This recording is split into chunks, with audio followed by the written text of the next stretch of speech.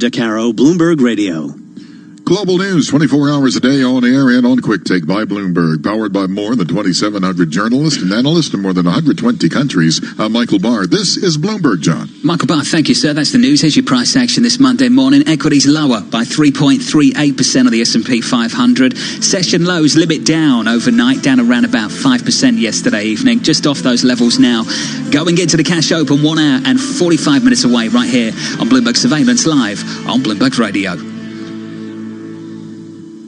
With the Bloomberg Business of Sports report, I'm Michael Barr. The financial effects of the coronavirus outbreak has forced premiership clubs to ask soccer players to take a 25% pay cut. That's according to The Telegraph. Docking wages would be in violation of a contract, so players would have to sign off on the pay cuts. Horse racing has been suspended at New York's Aqueduct Racetrack. The New York Racing Association made the decision after a worker who cared for the horses tested positive for COVID-19. German soccer players Leon Goretzka and Joshua Kimmich have donated €1 million, or $1.1 million, to start a campaign called We Kick Corona to help social workers and health services cope with the virus. Formula One is setting up a series of virtual races to replace postponed or canceled Grand Prix events. NASCAR is doing a similar esports series. And that is a Bloomberg Business of Sports report. I'm Michael Barr. 25 years ago, NJIT graduate Dick Sweeney co-founded Keurig Green Mountain, a company whose incredible innovations changed the way the world brews a cup of coffee. Today, he lectures widely on business leadership and is a strong advocate for NJIT's work to combine business education with the power of STEM. NJIT is definitely fostering the innovative thinking for budding entrepreneurs simply because that's the world we live in. NJIT is producing students that have been trained, educated, and given the business acumen to be a contributor to a company. The distinct mission is to develop great STEM scholars. The attributes I've always looked for in team members are heart, smarts, guts, and luck. So we want people with passion, intelligence, courage, and never discount luck. The student coming out of NJIT has experienced all of that. NJIT, New Jersey Institute of Technology. Learn more at njit.edu. The happy family of 3 were about to welcome a new member. That's right, they were finally getting a dog. Buy on eBay, dog bed from £12. First, they had to make a few adjustments. Sell white rug. And prepare the kids for the reality of owning a pet. Buy biodegradable poop bags from under £6. Everyone instantly fell in love with Little Rocky. Unfortunately, Little Rocky fell in love with a cushion. Buy, sell, eBay. Delivery costs may apply. I used to be a bit of a rubbish sleeper. I'd toss and turn all night. Somehow, I could never find the comfy bit of the mattress. It was a proper nightmare. That's what brought me here. Testing mattresses in the Witch Test Lab. We use a custom-made barrel rolling machine to simulate a decade's worth of use. And the mattresses that perform best are the only ones we recommend for your bedroom. Witch.co.uk. Our tests find you the best. Where will 2020 take you? Somewhere where people care. About each other. About our planet. About creating a better world for everyone. And becoming the best versions of yourselves. Join a community of like-minded individuals at the University of Winchester. Apply by the 31st of March for a chance to win your first year in halls. Visit our website to find out more. See the bigger picture. Be the difference. Go to winchester.ac.uk. And breaking news 24 hours a day at Bloomberg.com, the Bloomberg Business app, and on Quick Take by Bloomberg. This is a Bloomberg Business Flash. And I'm John Tucker in the Bloomberg Newsroom with this Bloomberg Business Flash. This on a day when the futures earlier today were limit down. Right now, they're down about 3%. The major averages down of E-mini futures down 653 points. That's a decline of 3.4%. S&P futures 77 points lower. That's down 3.4%. And the Nasdaq E-mini futures 190 points lower, down 2.7%. DXY right now, little change. We do have a bid to Treasury's 10-year yield right now at 0.80. The price is up by 7/30 seconds, so the yield down 4 basis points right now. As far as crude oil, Brent, the international benchmark, down 5.3%. That's down $1.45 a barrel, 25.53. NYMEX crude down 39 cents a barrel. We're at 22.24. We check the markets for you every 15 minutes during the trading day right here on Bloomberg Radio. I'm John Tucker, and that is your Bloomberg Business Flash. John, Tom, Lisa. John Tucker, always great to get you on the program. Great to catch up with you. John Tucker there with the price action of the morning. The price action of the quarter, I keep referring to it as the longest quarter ever. It's still not over. What a quarter, what a 3 months we have had so far.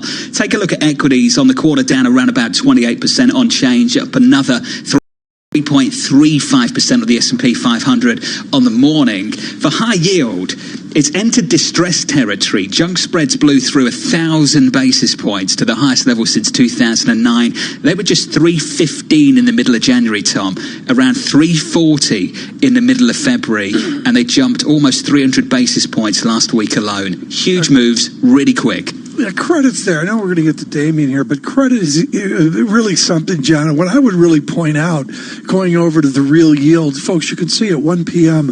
on Bloomberg Television, even through all of... You can't at the moment, Tom. Well, you can't. Well, you know, maybe so it'll it's be on back. Vacation for a couple of weeks. Crisis will be done here, and maybe we'll get to that Friday to round out the week. But John, we forget that municipal bond spreads widened out as well. It's not just full faith in credit or the junk bonds that Lisa talks about all the time. Other things are showing the distress here, including things that we take for granted, like tax-free bonds. Yeah, Lisa, the big focus at the moment, the ratios in Moodyland. A lot of talk about them.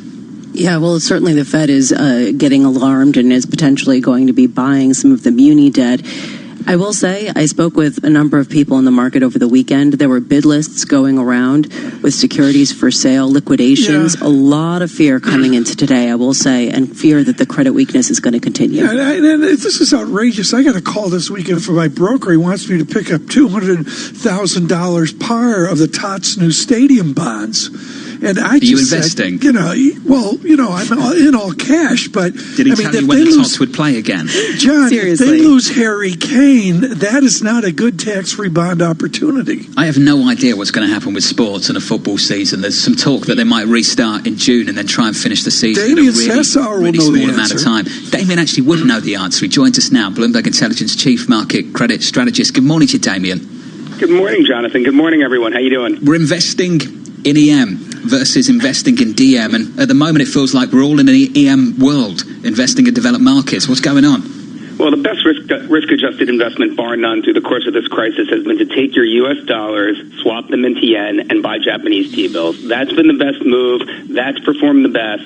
And look, until things change, I think that's basically what you're going to see institutions continue to do. It's not quite the time to call for that LQD HYG decompression trade yet, Lisa, but I know a lot of people out there are looking at that. You know, I look, Damien, at all that you do and the technical stuff you do.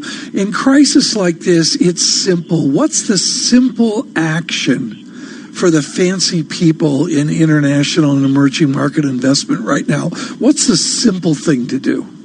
Well, the simple thing to do is to sit on your hands and try to raise cash wherever you can. And look, everyone is throwing out the baby with the bathwater, which is why you're seeing, spreads in high yield above 1,000 basis points and EMFX coming off a cliff, basically. So, I think you're going to continue to see that because really, for me, it's the fact that the credit markets really need to be reset here. We've talked about the fundamental risk profile changing, but 2 weeks ago, I had a lot of conversations over the weekend with folks from Apollo, TPG, Ares.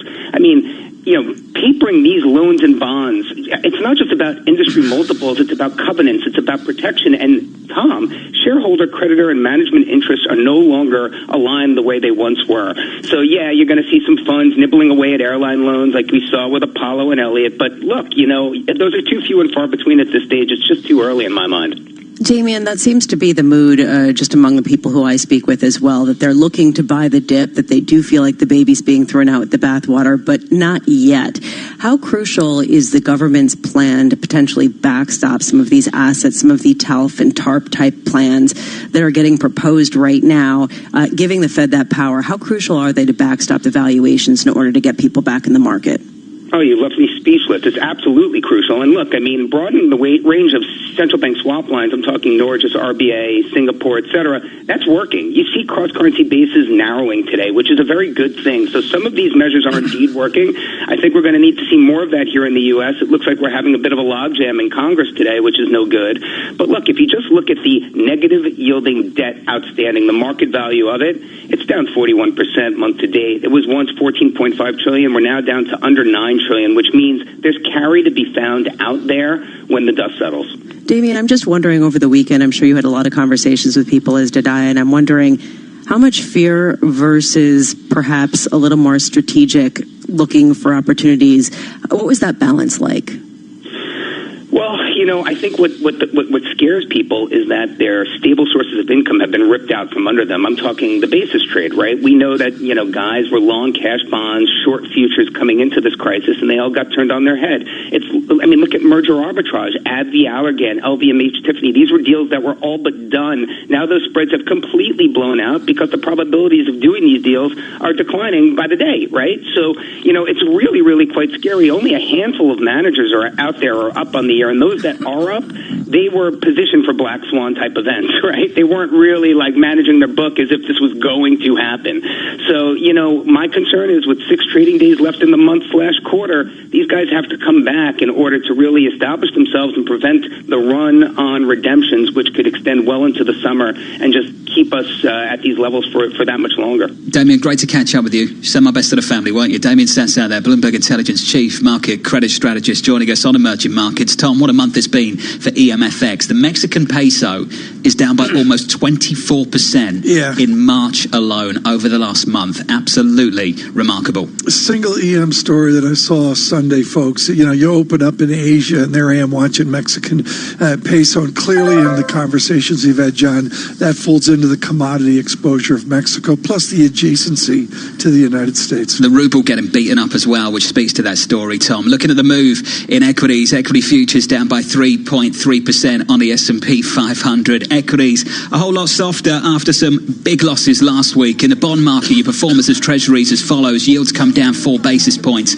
on 10s to 0.8%. Alongside Tom Keene, together with Lisa Brammitz, I'm Jonathan Ferro. You are listening to Bloomberg Surveillance. Worldwide, we are live on Bloomberg Radio.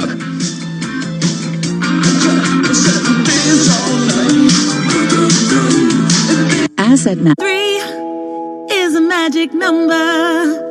300 schemes to help bugs and bees, supporting environmental needs. 8,000 grants for local sports, and performing arts get our support. 7 millionaires every week, the nation's on a winning streak. 30 million pounds to good causes every week. Who'd have thought it? These are the magic numbers. Your numbers make amazing happen. The National Lottery. Rules and procedures apply. Players must be 16 or over. I love dogs and cats. Short-haired, long-haired. I love you all, don't I, Bianca? But I don't love cat hair all over my carpet, which is why I got a job testing vacuum cleaners in the Witch Test Lab. We rub an exact amount of real pet hair into an exact area of real carpet to see which vacuum cleaners really suck it up. And the vacuums that perform best are the only ones we recommend for your home. Which.co.uk. Our tests find you the best. Night gathers, and my Now TV watch begins. It will not end until I have finished all 8 seasons of Game of Thrones. I shall take no spoilers, nor skip ahead. Instead, I will defend my house from eternal channel hopping. I am the watcher of brilliant shows like Chernobyl and The Wire. More than enough great TV to last even the longest winter. Your 7-day free trial awaits. To start your night's watch, simply search Now TV. 18 plus new entertainment customers only. Auto renews at $8.99 per month unless cancelled. Terms apply. Did you know your favorite radio stations are in your pocket? Yes, the TuneIn app lets you listen to the same radio stations you pick up on your home or car radio anywhere you want. To see all the stations broadcasting in your area, find the local radio section on the home screen. Keep it local with TuneIn. The puck drops. 12 players face off to win. The suspense is pure torture, but you wouldn't miss this for the world. TuneIn brings you every minute of the NHL season. Listen live to hockey when it matters most on TuneIn. You love TuneIn for live breaking news from CNN, MSNBC, Fox, CNBC, and more. But when you can't catch your favorite show as it airs, it might just be a click away as a podcast. Search your favorite news station to explore all the on-demand news shows on TuneIn. Prepare, file, and disseminate regulatory and disclosure documents, such as registration statements, M&A documents, and mutual fund prospectuses and reports. Command provides a full range of services to help you effectively complete your deal, meet your disclosure requirements, and achieve your shareholder communications objectives. Visit our website at commandfinancial.com and learn how we're evolving, not only with the times, but also with your business requirements.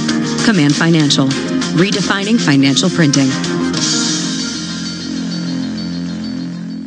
This is a Bloomberg Money Minute. Stock futures are pointing to more losses at the open on Wall Street. Dow futures down over 600 points this morning. Investors are still awaiting an economic stimulus package from Washington. Senate Majority Leader Mitch McConnell said late yesterday he'd try again later this morning to advance a roughly $2 trillion package after Senate Democrats blocked advancement yesterday. There were disagreements in both chambers about the way the money was to be spent. Corporate borrowers worldwide, mostly from the U.S., drew down about $71 billion from revolving credit last week, a near seven-fold jump from the week before amid the coronavirus pandemic. One of the latest to draw a credit line is Best Buy, which withdrew its fiscal 2021 guidance. Goldman Sachs sees better days ahead for Boeing. Analysts there say that investors should buy Boeing, which will probably rebound, they say, once the coronavirus crisis is resolved and people once again embrace travel by flight. But Boeing shares were slipping this morning, along with just about everything else. Gina Cervetti, Bloomberg Radio. Two people who are as fascinated by the markets as you are. What's your sense of the competitive landscape in the cloud business? Lisa Abramowitz. People were talking about potential regulatory pressure. And Paul Sweeney. Are you seeing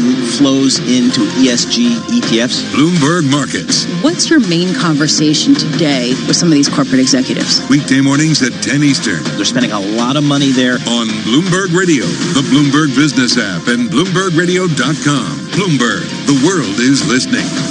We have to get it right the first time. We always talk about the losers in a trade war. You benefit if you're just further away from China. So that you can too. What are the ramifications if she crumbles or doesn't crumble? Bloomberg Radio, the Bloomberg Business, Radio.com, and iHeartRadio apps, and BloombergRadio.com. Bloomberg, the world is listening.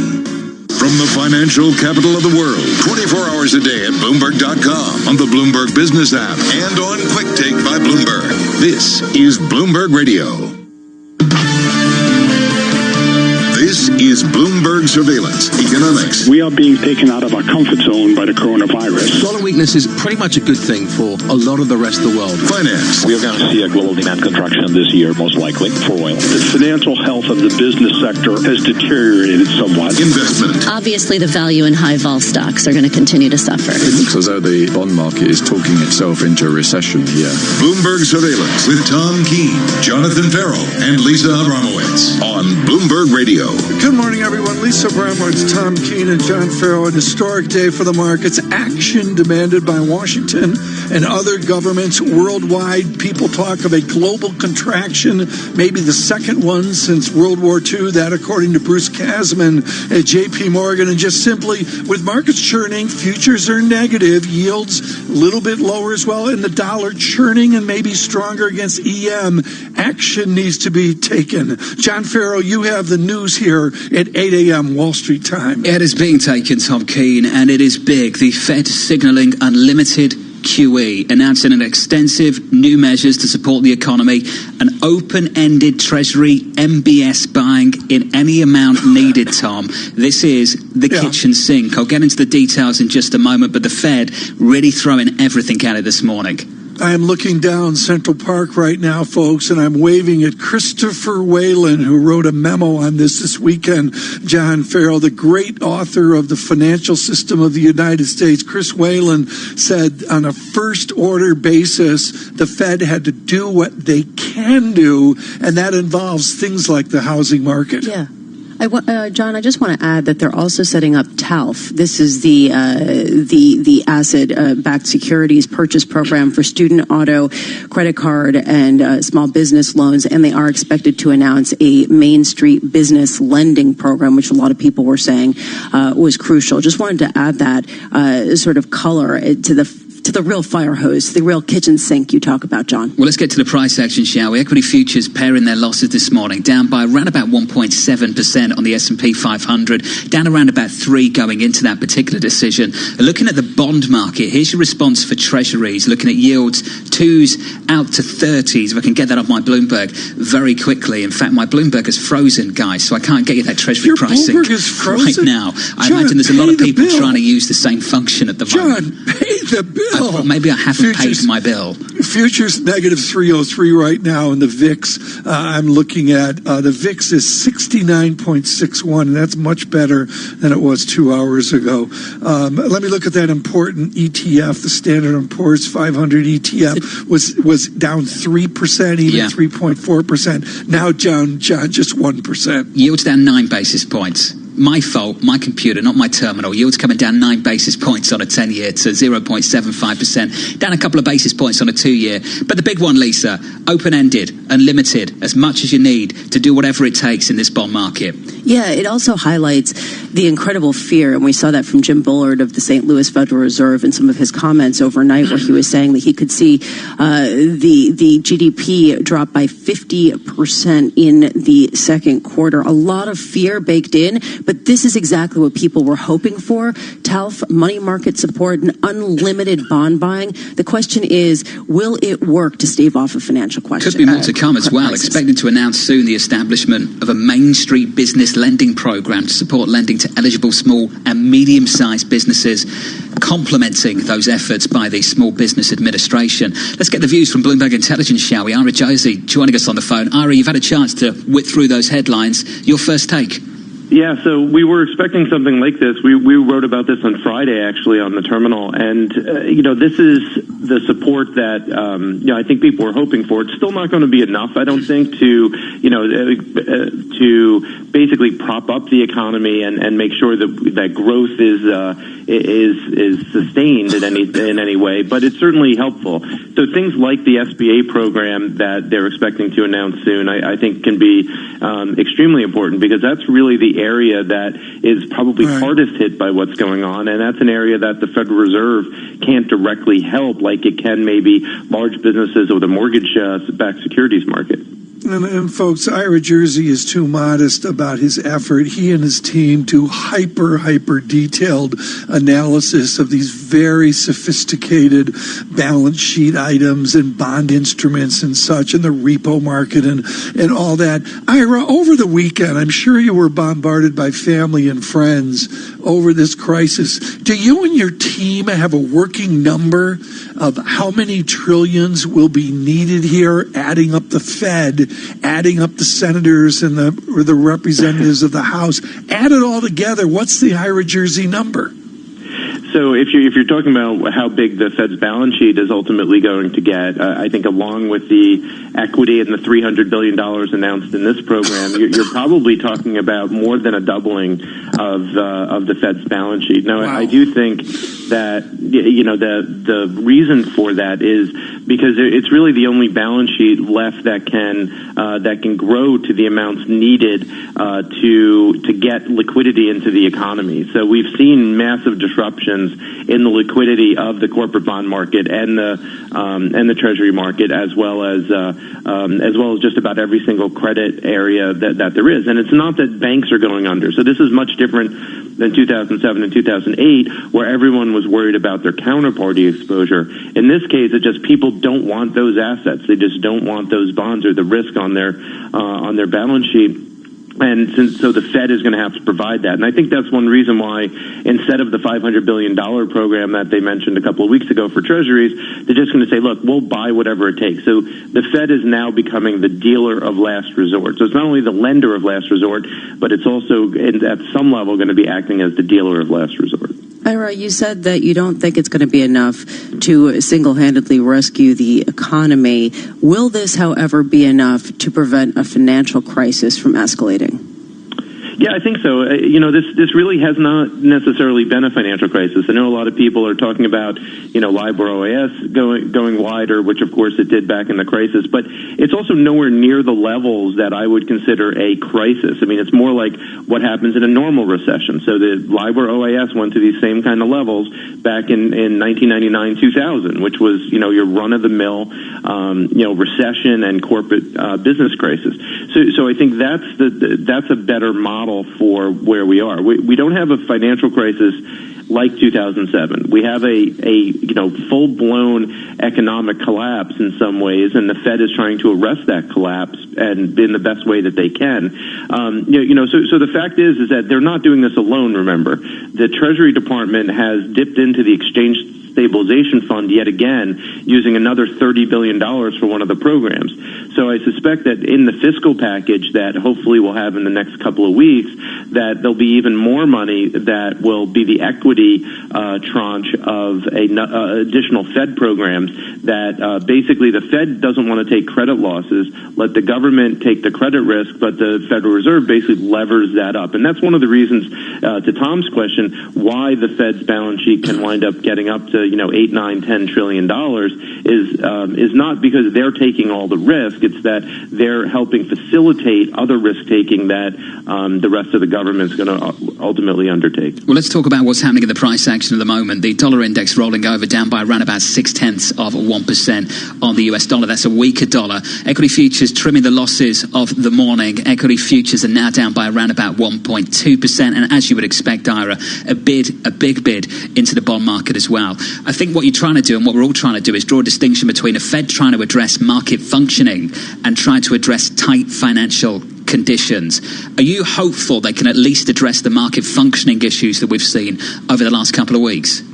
Yeah, I think this will ultimately work. It might not happen in the next day or two, but as they ramp up these programs, I do think that market liquidity will get much better. And as long as investors know that, and dealers and banks and others who wind up buying these securities, if they know that there's a backstop seller, even if it's a little bit below where they think the market should be, that will give them comfort to be able to go in and say, okay, we know that we can take a little bit of risk because we can offset some of that risk if we need to.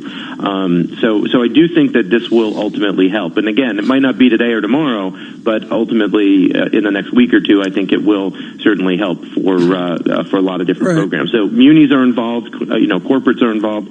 There's a lot of different moving pieces here, and we have to look at the details, which obviously I've been on the phone with you, so I haven't had a chance to look. But.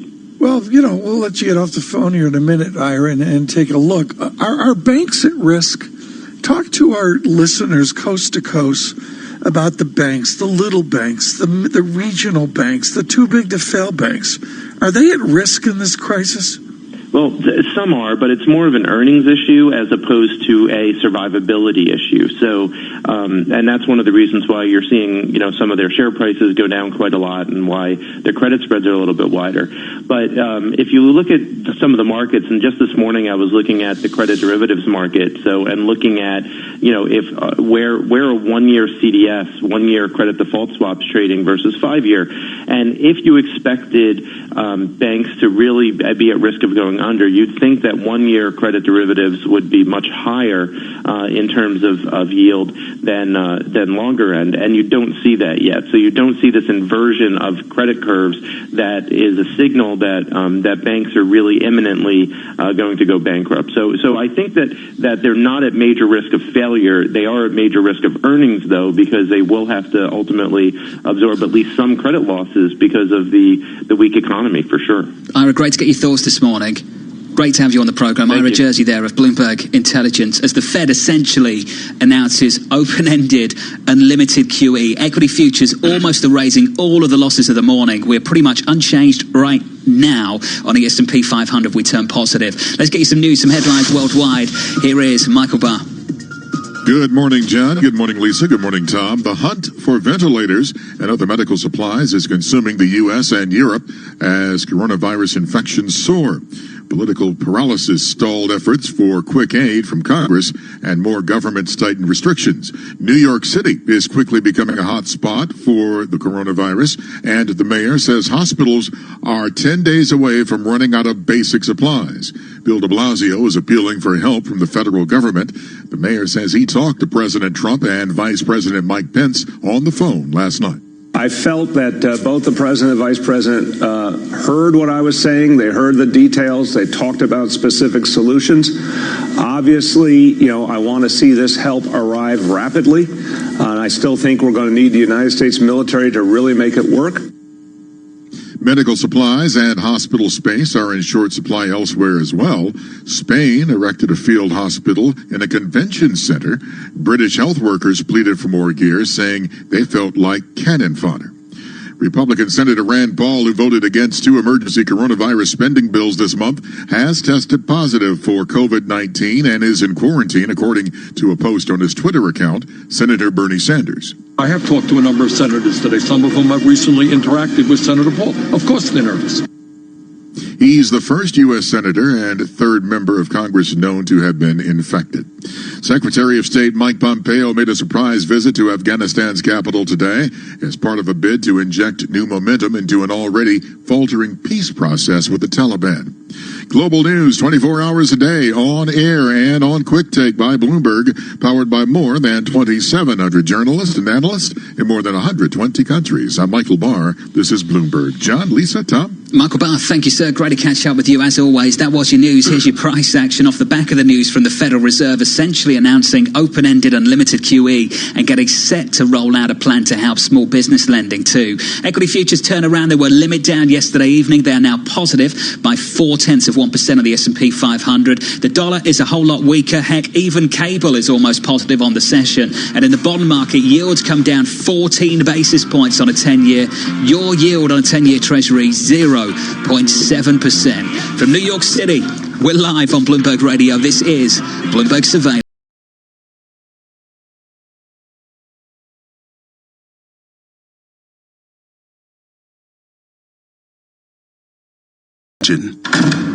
Imagine being denied an apartment because of your religion, or your race, or because you have children, or a disability. It's so wrong. Yes, but who has the power to stop this? You do. Each of us has the power. The law is on your side. It's illegal for landlords to discriminate because of race, color, religion, sex, national origin, disability, or familial status. If you suspect that you have experienced housing discrimination, file a complaint with HUD immediately so we can investigate it. Fair housing is your right. Use it. To learn more, visit HUD.gov/fair housing. That's HUD.gov/fair housing. Or call 1-800-669-9777. 1-800-669-9777. A public service message from HUD in partnership with the National Fair Housing Alliance.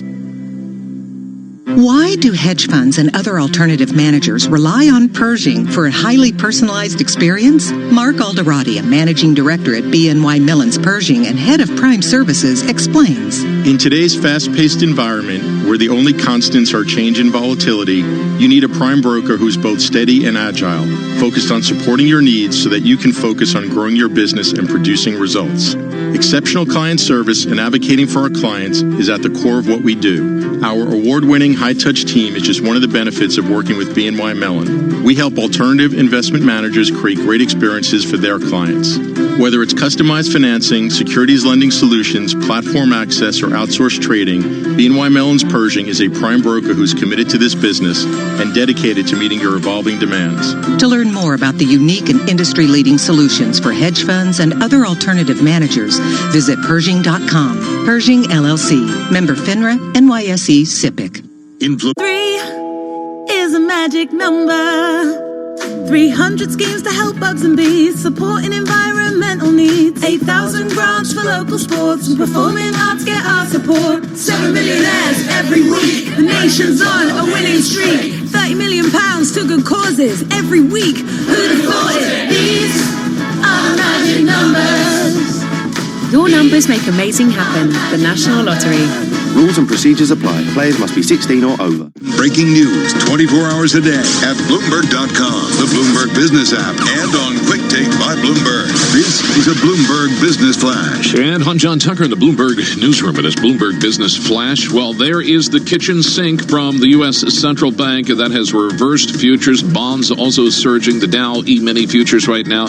Remember, in the earlier session, we were limit down. Right now, Dow futures up 458 points, up 2.4%. S&P futures up 62. That's a rise of 2.7%. And the Nasdaq E-mini futures up 252 points. That's up 3.6% right now. Volatility is down about 2%. The VIX at 64. And as we look at treasuries, a big bid for the benchmark 10-year. Right now, up 1 6/30. The yield is down to 0.69%. That is a 15 basis point drop in the 10-year yield right now. And as we look at the dollar, that is a weaker. Dollar DXY right now down about 0.9%. We check the markets for you every 15 minutes during the trading day right here on Bloomberg Radio. I'm John Tucker. That is your Bloomberg Business Flash. Jonathan. John Tucker, great to catch up with you as always, sir. Thank you, John. The price action off the back of this, absolutely remarkable. Equity futures were down 5% at the open yesterday evening, now up by 2.8%, Tom Keene. In the FX market, sterling, cable, the pound against the US dollar was aggressively lower. Almost had a 114 handle earlier this morning. 116.40 now, Tom, and positive on the day. Well, it's what happens, but you wonder about the sustainability of all this. I mean, we've seen this a few times over the last 10 days, 15 days, where there's action, and then it fails. You just wonder this time around, particularly as you mentioned, John, when you were breaking the news, the kitchen sink model. I mean, this is, can we just have a moment of silence, John, for Nouriel Roubini, who kept getting laughed at about QE infinity? I think that's what we had this morning. There it is. There's your moment of silence. Is that enough? Yeah. 1, 2 seconds. Amazing. That was plenty. Lisa, your response this morning, open-ended, unlimited. This feels like the Fed's kitchen sink. It feels like a program that Mario Draghi himself would have put together years ago. Yeah, I think you made a really good point, John. They're taking on the liquidity risk. They're trying to address the market functioning. Now the question on the credit risk side really goes to the government. And I think that this is kind of key when people look at this. How much of what we have seen has been a market function disruption versus a credit deterioration that will not be fixed with a better working financial market? Why is gold up $41? Because that was exactly what people were doing. They were selling what they could in order to meet their margin calls. Now they can actually sell treasuries and not actually take losses. They don't have to sell absolutely everything, right? I mean, that's a classic market functioning type of gauge there. Well, hopefully market functioning is back to normal because we need to do something about the volatility and liquidity in areas of the market where there really shouldn't be any. Dean Carnett joins us now, Macro Risk Advisor, CEO. Dean, your thoughts on that? Unless we can get the volatility down in an asset class like the treasury market where there should be depth and liquidity, there's no hope for equity, is there? I think it's a great point, and I think looking at the treasury market from 2 weeks ago, you started to hear from people that were inside that market and putting capital to work that the risk-free asset was about to implode. And looking from the outside in, you'd say, wait a minute, that one's doing well. That's the getting the capital, and you realize that all these quality spreads on the run, off the run, they'd become so dislocated, and you effectively had a mark out of very leveraged strategies that were, typically the bid to owning treasuries were about to get marked out, and the Fed had to do something. So they've been very aggressive on that front. I think, as you guys have been saying, this is incredible what they're doing here. I mean, they're officially in private assets. It's to me, it's an unfortunate result, but I don't think that there was any other way out of it. If you go back to 2008, the similarity and the difference is that you had a market dysfunction that had to be addressed. Here you have something entirely more complex in that, of course, there's the economic sudden stop that's so difficult to get your arms around, but we very quickly got into financial crisis that was, and still may be, difficult to contain. Once things go, it's really difficult to stop them, but I do think this is pretty impressive. I'm surprised to see the speed with which they've gotten into private assets, talking about buying, bonds all the way down to the bottom end of the investment grade spectrum. It'll be interesting to see, how markets react. But first and foremost, you've got to lower the vol. You cannot have the S&P 500 moving 9% a day for 3 straight days. It's just an awful result. It makes it uninvestable, and things break very quickly when that happens. Dean, it's important to draw a distinction between 2008, when the Fed engaged with some of the similar types of programs that they're unleashing now. That was very much a liquidity crisis, counterparty risk, financial system breaking down. And that was the crux of the problem that was magnified by a whole host of other issues. Now we have a lot of dual shocks. And I'm just wondering, will this be enough, what the Fed is doing, to support asset prices, given the fact that we have an unknown quantity of pain with people getting laid off and economies globally that are shut down? It's of course a great question and unknowable in some ways. In 2008, you had a big problem. You had liquidity. You also had fundamental bankruptcy, mispricing of mortgage credit on a leverage basis for years in the period preceding that. But you knew that if you got to the patient and fixed the big problem, that the real economy could start to recover. And here, the medicine itself is just devastating. And I think that there are increasing questions about how far we can take this in terms of the self-quarantine and just what it's going to do to asset prices. So the fundamental difference is of course, the economic shock. But I just can't get away from how vulnerable and fragile the financial system continues to be, even post this announcement. Dean, how do you respond to people that look simplistically at the VIX and say reversion to the mean, that are looking at 60, 70, even 80 on the VIX and say reversion to the mean is a 30, let's buy? Right. So, one of the things you could do is you look at index options, which is really what the VIX represents. It's the price of insurance. And in some ways, it's a remarkably expensive asset. 80, 90 vol is just an enormous amount to pay for insurance.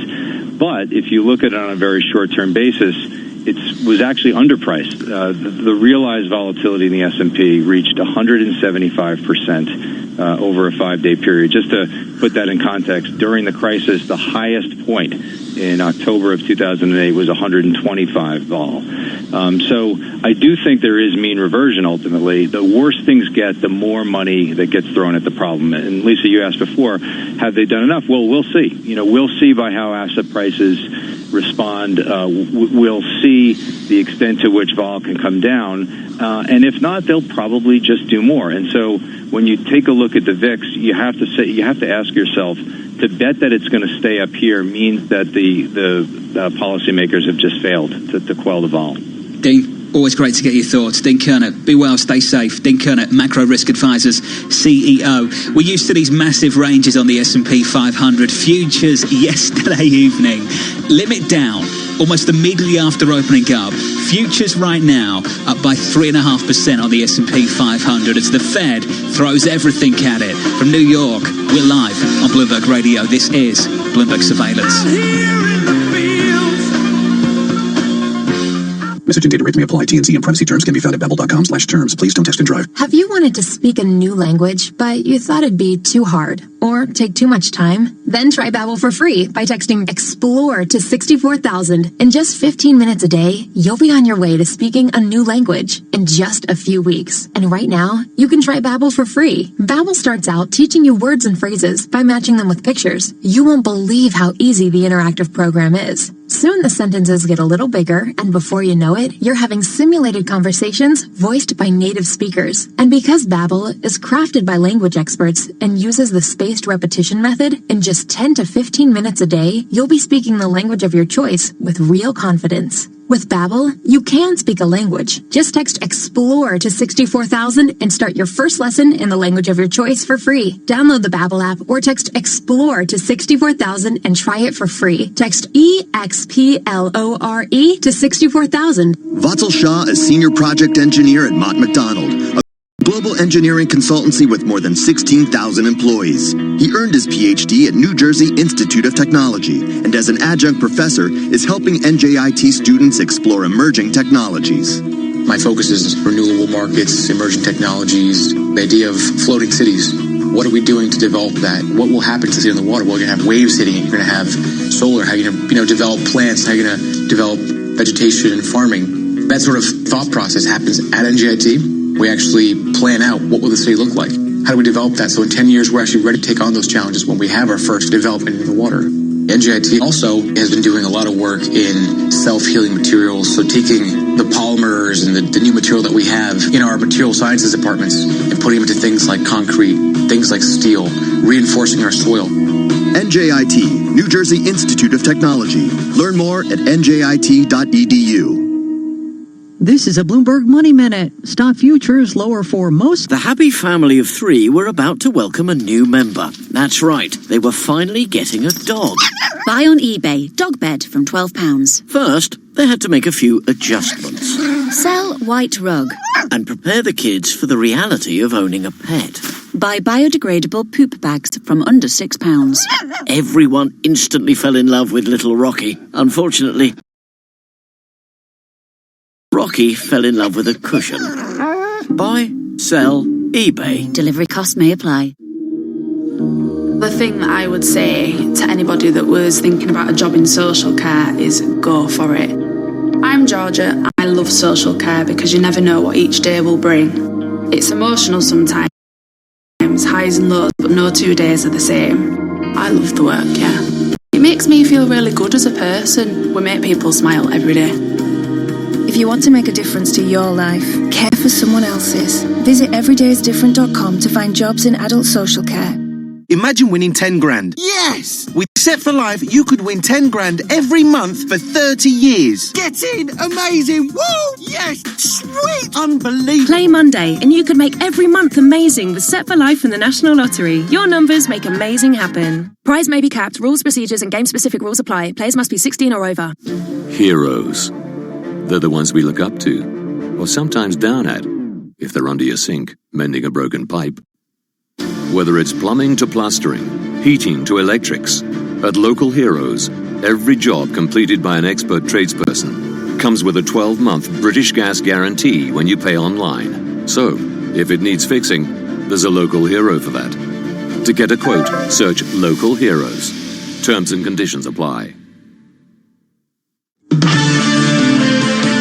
Broadcasting live from the Bloomberg Interactive Brokers Studio in New York. Bloomberg 1130 to Washington, D.C. Bloomberg 99.1 to Boston. Bloomberg 106.1 to San Francisco. Bloomberg 960 to the country. Sirius XM Channel 119 and around the globe. The Bloomberg Business app and BloombergRadio.com. This is Bloomberg Surveillance. From New York City, this is Bloomberg Surveillance for our audience worldwide. We are live on Bloomberg Radio. Your surge in equity futures fading just a little bit, still positive, but off session highs, up by 2.28% on the S&P. The dollar index firmly weaker, the DXY down by 0.9%, and a really nice bid coming into the long end of the Treasury market on 10 specifically, down 11 basis points, on 30s down 9 to 1.32%. That's the price action following another big move from the Fed, essentially announcing open-ended, unlimited QE with a whole range of alphabet soup in there as well, Tom, to support this economy and to support lending and liquidity and the functioning of markets. But a little bit later this week, it's just going to be about the brutal pain in this economy. Yeah. And the people behind the numbers. That claims number that's going to come out on Thursday, Tom, is set to be really quite ugly. Yeah, Lisa framed this in our last half hour, and I think she's right. If the Fed can do what the Fed can do, but the job hurt of this nation, the working number I have, John, going back to World War II, is 700,000 is a big number, and every single research report I read this weekend is well out above that single number from another time and place. Goldman's looking for a little more than 2 million this coming week, Lisa. At the moment, a median estimate is 1.4 million from 281,000 last week. I can't emphasize this enough. The sequencing for support for this economy was so crucial, and we've totally messed up the sequencing. We needed the support for SMEs before we went into a shutdown, because now we're already in a shutdown, isolating people, shutting companies in New York, California, and states elsewhere. The layoffs are already building. The SMEs are already folding. It's too little too late, and every day we leave it, the worse this is going to get. Yeah, and I think that speaks to what we're going to get on Thursday, the number and how potentially catastrophic it could look. And it's not just small businesses, right? I mean, we've heard from Marriott and all of the big leisure and travel companies that they're already furloughing or laying off big portions of their staff. I will say I was speaking with a friend of mine who's a CFO at a company this weekend. She said she was on the verge of tears, basically saying she was going to have to lay off a third of her staff. I mean, there's no way for them to function without that capital. To your point, John, this is a time issue, and the time has passed for a lot of these layoffs to already begin. Let's bring in Mike Data, shall we? MKM Partners Chief Economist and Macro Strategist. Mike, always great to get you on this program. Fantastic to have you with us. Your thoughts from what you've heard so far this morning? Well, John, thanks for having me. You know, I'm encouraged here by the recent actions of the Federal Reserve. Initially, it seemed like they were just totally being overwhelmed and toppled over by the huge, unrelenting surge in money and liquidity demand. And actually, starting Friday, it was the first day we started to see real yields fall back in the TIPS inflation break-even market, and they've moved lower again today. So remember, from about the 6th of March through most of last week, there was a huge surge in real rates, a collapse in inflation expectations, and obviously a lot of carnage in a broader array of credit markets. So we might be seeing the very first signs that the Fed is starting to get some traction. Yeah. Again, it's preliminary, but every journey starts with one step. Michael Dart, if we throw billions, hundreds of billions, trillions of dollars at this natural disaster, this virological disaster, is there any harm to the economy? I mean, don't we just pull that back over the quarters and the years once we get through this natural event? Well, Tom, listen, if this were isolated to simply a supply-side shock, it should be contractionary and inflationary. That's what a supply-side shock is if it's adverse and aggregate supply, aggregate demand model. What these money markets are telling us is that we have an incredible adverse demand shock unfolding, and that's going to require a tremendous amount of monetary and fiscal action that is sustained. That's the key here, sustained. If it's just viewed as temporary and likely to be yanked back as soon as conditions start to normalize, then we have the prospect of limping out of this without a full-throated V-shaped recovery. That has to be the key. So the risk here is that we do too little and back off too soon. That was the mistake made after 2008, and we cannot afford another lost decade for the labor market. That would be an utter human tragedy. Mike Darda, as I was reading all the headlines in the news over the weekend, it seemed like there was a competition for the most dire prediction for the economy in the second quarter and beyond, and depression started to become a word that was used more and more frequently, a sustained downturn over the course of years. Do you see that as an increasing possibility, or is that a little bit too far in the gloom school? I'd say only if policymakers completely fail. So that will be a choice. That is not a destination, that is etched into stone. We know there's a huge contraction coming that, is unavoidable, but how quickly and forcefully we recover is a choice. So that means, policymakers doing whatever it takes in keeping it up until we're there. So we're going to take a huge hit in the short term, but the key now is how do we come out of this if and when the pandemic either ends or starts to let up? And that's really a policy choice. So let's not make the mistakes we made in 2008 where the fear was we're doing too much, we're going to debase the dollar, there's going to be inflation.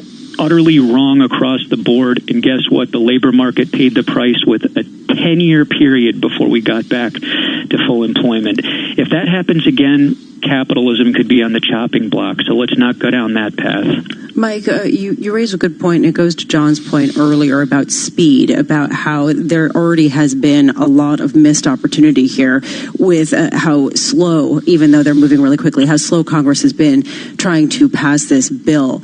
Have they already been too late at this point? I think they have, but they can still do good by trying to catch up and to get the policy mix right. So no doubt about it. I think too late across the board. Listen, just a few short weeks ago, all of us together that are on the airwaves now, we're talking about the yield curve reinverting. Right, the Federal Reserve came into the year with short-term interest rates above long rates. That's a sign right there that policy's out of whack and you are vulnerable to shocks. So no one could have predicted the pandemic, but clearly I think we've made some policy mistakes and in the past and in the recent past that have made us more vulnerable. But that doesn't mean we shouldn't try everything in our power to make sure that we vault this economy out of what's certain to be a sharp contraction back to full health within a year and a half. That needs to be the goal, and if we can find the right policy mix, I think we can do it. Let's hope we can achieve it. Better early than late, but better late than never. But for me at the moment, Mike, the sequencing of this is already so messy. We needed huge SME support before the shutdowns. We needed SMEs convinced that they would get the help so they didn't lay off people. We're in the shutdown. We don't have the support. They're already laying off people. We needed checks in the post yesterday. Those checks, are a couple of weeks away? Even if we get that passed today, hopefully we could get that quicker than that. But Mike, this is already really tough. And I'm wondering whether an economic shock has already become a credit crunch. We're there already, aren't we, Mike? Oh, yeah, no doubt about it. If you look at the commercial paper and high yield markets, we're seeing spreads there as of Friday of last week that we hadn't seen since essentially the worst of the 2007-2009 global financial crisis. And so what's happening now is expectations of collapsing nominal GDP and nominal incomes are feeding into the credit markets. So consider the Scott Sumner market monitor's quote that nominal income is the resources with which to pay back debt. And so if you have an economic shock, a demand shock, that can actually cause what looks like a credit crisis. So, so it's not, the credit markets are reflecting that in real time, but it's tied to that huge collapse in inflation expectations. That's why it's important when you hear people say, printing money. Yes, that's what you do here, right? If you have a deflationary shock, you print money, and the risk is you don't print enough. That was the 2008 lesson. Let's not fail again. Joining us worldwide and across this nation, Michael Dart of MKM Partners. Michael, a celebrity emails in from Coventry, England. Mrs. Farrow emails in and says, more Euclidean geometry. We need it right now. Let's go ISLM right now, Michael Dart. The supply curve in this supply shock has shifted, and many would suggest has become inelastic. How does the supply shock shift back to normal supply? Well, Tom, I'll give you some. So with the ISLM, I think we can think about this big shock to liquidity demand, right? So we were seeing real interest rates shoot up from the 6th of March until last Thursday. Huge, over 100 basis point move. In less than 2 weeks, that was even more forceful than what we were seeing in the dark days of 2008. So that's like the LM curve shifting to the right. Higher real rates and a reduction in output, not what you want to see. So it looks like that might be starting to reverse at the margin. But back to where we started, if you tie the ISLM into the aggregate supply, aggregate demand model, just a simple supply side shock should give you a contraction, but with inflation. That's what happens. What we're dealing with here looks like a demand side shock, and that's why policymakers are really going to be required to do things that are more permanent this time. If all of these actions are viewed as temporary, sure, you'll put out the liquidity panic, but the risk is that the economy won't come back to full health. And that's really something that we can avoid and that we should avoid. Michael Dada, always great to get your thoughts. A shout out to the dogs and to the missus as well. Mike Dada there, MKM Partners, Chief Economist and Macro Strategist. So we get you some news, some headlines worldwide. We can do that with Michael Barr. Good morning, Michael. Good morning, John, Tom, Lisa. Negotiations over a now more than $2 trillion economic stimulus package between the White House and Congress fell apart Sunday night, though talks continue on Capitol Hill. One big reason lawmakers have to pass an emergency spending bill is how the coronavirus is affecting the labor market. Senate Minority Leader Chuck Schumer. We Democrats have seen some real flaws in the bill that was put on the floor by the Republicans. And what it has is, for instance, a giant corporate bailout fund with no accountability. Senate Majority Leader Mitch McConnell says our nation cannot afford a game of chicken. We're going to vote at 9:45 in the morning, 15 minutes after the markets open, and see whether there's a change of heart. Syrians are rushing to stock up on food and fuel amid fears that authorities will resort to even stricter measures after reporting the first coronavirus infection in the country, where the healthcare system has been decimated by nearly a decade of civil war. The arrival of the global pandemic in Syria, as well as the Gaza Strip, has raised concerns it could run rampant in some of the most vulnerable areas in the Middle East. War-torn Libya and Yemen, which have yet to report any cases, are also a source of concern. Global news 24 hours a day, on air and on Quick Take by Bloomberg, powered by more than 2,700 journalists and analysts in more than 120 countries. I'm Michael Barr. This is Bloomberg, John. Michael Barr, thank you, sir. Thank you very much. To Michael's point, the attention is very much on Washington, D.C. as we hope to get a fiscal package put together. Tom Keane, did you see what we got from Chancellor Rishi Sunak over in the UK Friday evening? An unbelievable announcement. 80% of the wages of workers whose jobs face the axe will be paid for by the government, up to a maximum of £2,500. VAT payments for the next quarter will be deferred. Unlimited 12-month interest-free loans for businesses, and it goes on and it goes on. John, I'm so glad you brought this up, folks. This is the percent of GDP, the percent of the economy that the politicians are pushing at this. And the United Kingdom, John, is leading the way on percent of GDP. Tom, John, I just want to break in, though, talking about the UK. The UK economy is expected to shrink 10 to 14% in 2020. This just out from Bloomberg Economics. So will it be enough is still the key question, John. Totally agree, guys. And it will be a conversation we continue to have through the morning. Secretary Mnuchin on Fox right now saying, working to make sure the Senate passes stimulus today. We hope they do. We hope there is a package that comes soon. Equity futures right now up 2% on the S&P 500. From New York City this morning, good morning to you all. For our audience worldwide, we're live on Bloomberg Radio. This is Bloomberg. This is your Bloomberg Real Estate Report. I'm Denise Pellegrini. A freeze is apparently settling on the commercial property market. Real estate has been plunging worldwide, with buildings that bustled with diners, drinkers, and shoppers now quiet, and hotels usually packed with vacationers and business travelers empty. Even the industrial properties, apartments, and student housing that are usually recession-proof are taking a hit. One partner at the real estate strategy firm Fundamental Income says there's widespread panic on the investor side. And Scott Meinert, CIO at Guggenheim Partners, tells us even when the crisis finally does recede, just about every property class will be forever changed. Mall operators among those examining their lines of credit to figure out how long they can withstand the pain. And Mark Fogel, CEO of Acres Capital, says as much as 15% of loans on commercial property could default over the next couple years. And that's your Bloomberg Real Estate Report. I'm Denise Pellegrini. Not completing high school is more of a social thing than it was an academic thing. I came out in the 11th grade. Nobody was embracing you. The kids were cruel. It was very difficult to be gay.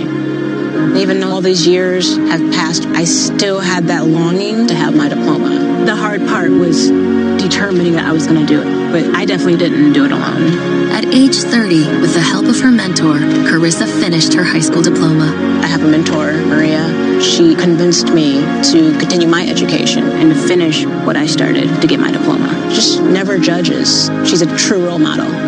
If you're even considering getting your high school diploma, go get it. You can do it.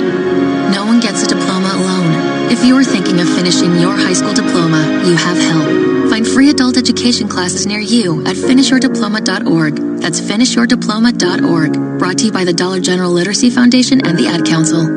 Connecting to... The world of antiques is about to get an Irish shake-up in a new TV series only on Blaze. I'm on the road with my best mate to find the antiques that tell the stories of Ireland. Meet the Junk Rockers, out striking deals for hidden treasure. Would you take 500 quid for it? Are you throwing a couple of free points? That's deal. Deal. It's a bargain. From the makers of Salvage Hunters, the UK premiere of Irish Pickers. Thursdays at 9 on Blaze. Freeview Channel 63. The happy family of three were about to welcome a new member. That's right, they were finally getting a dog. Buy on eBay, dog bed from £12. First, they had to make a few adjustments Sell white rug. and prepare the kids for the reality of owning a pet. Buy biodegradable poop bags from under £6. Everyone instantly fell in love with Little Rocky. Unfortunately, Little Rocky fell in love with a cushion. Buy, sell, eBay. Delivery costs may apply. Where will 2020 take you? Somewhere where people care. About each other. About our planet. About creating a better world for everyone. And becoming the best versions of yourselves. Join a community of like-minded individuals at the University of Winchester. Apply by the 31st of March for a chance to win your first year in halls. Visit our website to find out more. See the bigger picture. Be the difference. Go to winchester.ac.uk. Markets, headlines, and breaking news 24 hours a day at Bloomberg.com, the Bloomberg Business app, and on Quick Take by Bloomberg. This is a Bloomberg Business Flash. And I'm John Tucker in the Bloomberg Newsroom with this Bloomberg Business Flash. This is a remarkable story crossing the Bloomberg this morning that President Trump began talking privately last week about reopening the nation despite the rising number of coronavirus cases and against the advice of health professionals because he's worried about the economic damage from an extended shutdown. This according to people familiar with his thinking. That's on that front. QE, kitchen sink, call it.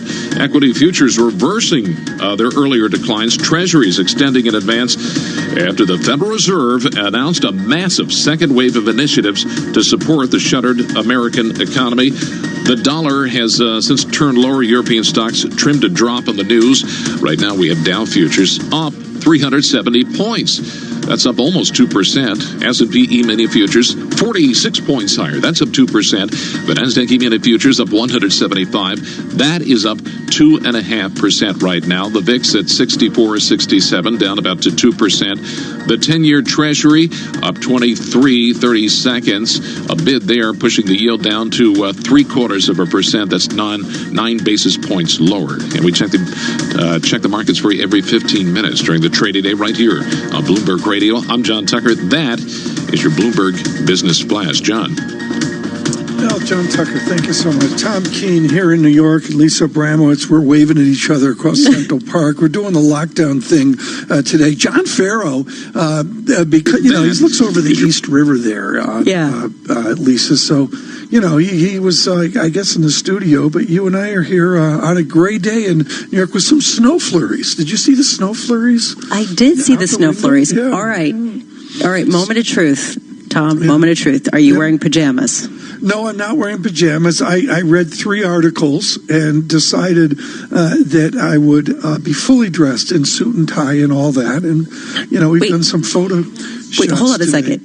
You're wearing your bow tie? I'm wearing a bow tie here. Yes, right. I wear a bow tie at home normal. I mean, I wear it through the weekend and all that. I do want to mention, though, that on television, what was so great today, Lisa, is the floor manager had a bathrobe on, which really worked quite well. Lisa, let's talk credit. And I don't mean the muni blow up of last week. We haven't talked enough about this distinction of not the distress stuff, not the oil stuff, but the investment grade credit. So we'll get to that in a moment. Right now with us on Washington, your Washington, Kevin Cirilli, our chief Washington correspondent. Kevin, who has the upper hand in this power battle of Senate Republicans and Senate Democrats? Mitch McConnell. Look, I think the bottom line here is that over the next several hours at noon, expect some new developments on the Senate version of the bill. And then later this evening is when the final vote is anticipated. But there is immense pressure on all of the lawmakers in the Senate coming from their constituents to really get this done, not just from the business community. And, one Democratic strategist put it this way: in times of like these, and when you're in the fog of everything, Democrats, some of them, needed the opportunity to say that they still were thinking about other things that is important to constituents. So that's what you saw last night, but I anticipate this to be wrapped up by this evening.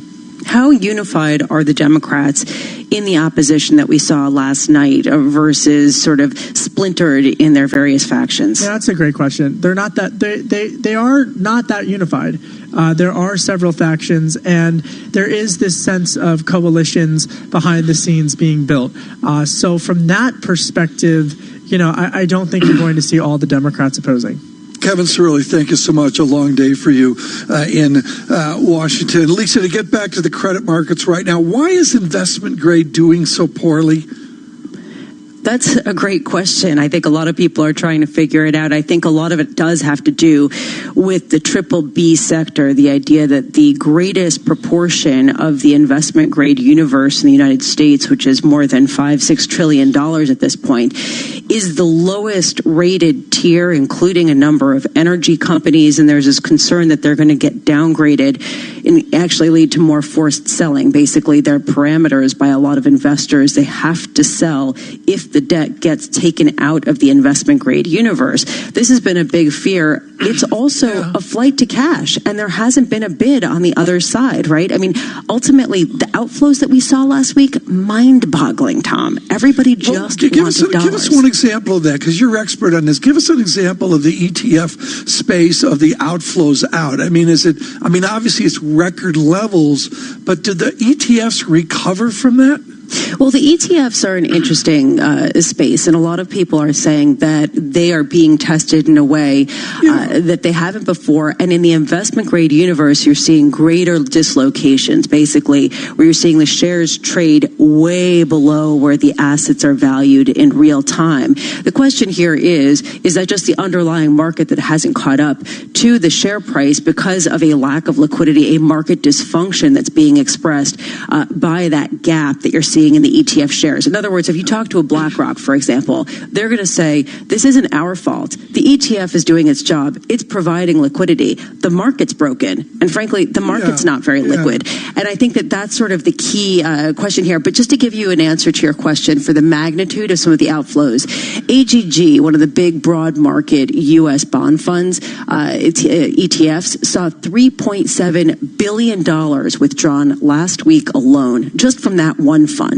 Just giving you that sort of sense of scope there. Yeah, I would say all in all, Lisa, that the ETFs have been tested like every other institution in this crisis, and they've actually done remarkably well. I want to, finish up this section, folks, by just saying the research work, and we really say thanks to all of our guests who funneled us their research. We always protect the copyright of their research, but Lisa, I thought it was extraordinary, and I don't want to single one out, but I thought Ellen Zettner wrote just a great piece for Morgan Stanley, a very measured piece about the size of this contraction. Which research piece, Lisa, did you see that stood out? Well, I think that the Morgan Stanley 30% contraction in the second quarter certainly stands out. So does Goldman Sachs's, though. And frankly, I'm more interested in just the job losses, the millions and millions of job losses, and the fact that the Fed's Jim Bullard came out and said that he could see unemployment rates going to 30%. I mean, these are insane numbers, and I'm just trying to understand the psychological effects of that on consumer spending, on household formation. I mean, to have the rug pulled out of you that quickly with no warning is really, really disabling in a lot of ways. I found fascinating Ben Laidler over at Tower Hudson, folks, on the equity market, really making the sharp distinction between 2008 and 2020. And he made clear that as this is not a financial crisis, it's much more a real economy crisis. He wants to stay away from the financials, was one of his great summaries here, and looked at things that can heal quickly with a recovery after this terrible virus. We've got much more. Lisa Bramowitz, John Farrow, and Tom Keene. As always, Bloomberg Surveillance. Stay with us in Boston, in New York, and Washington. Coast to coast, Sirius XM, channel 119, and all of our other digital products while you're at home. This is Bloomberg Radio.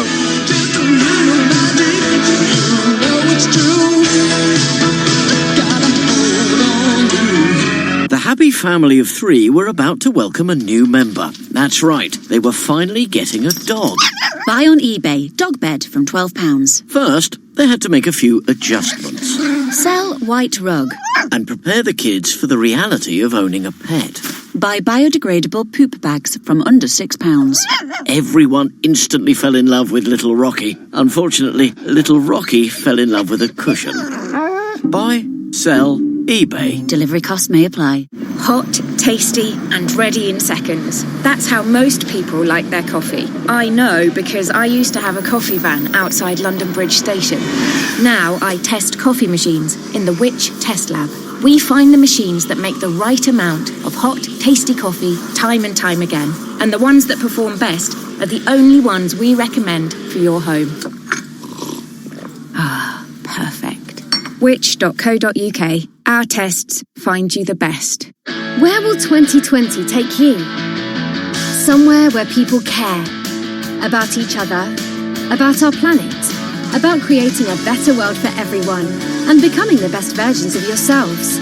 Join a community of like-minded individuals at the University of Winchester. Apply by the 31st of March for a chance to win your first year in halls. Visit our website to find out more. See the bigger picture. Be the difference. Go to winchester.ac.uk. From barbers to dog groomers, at Starling Bank, we'll help you keep your business off the ground.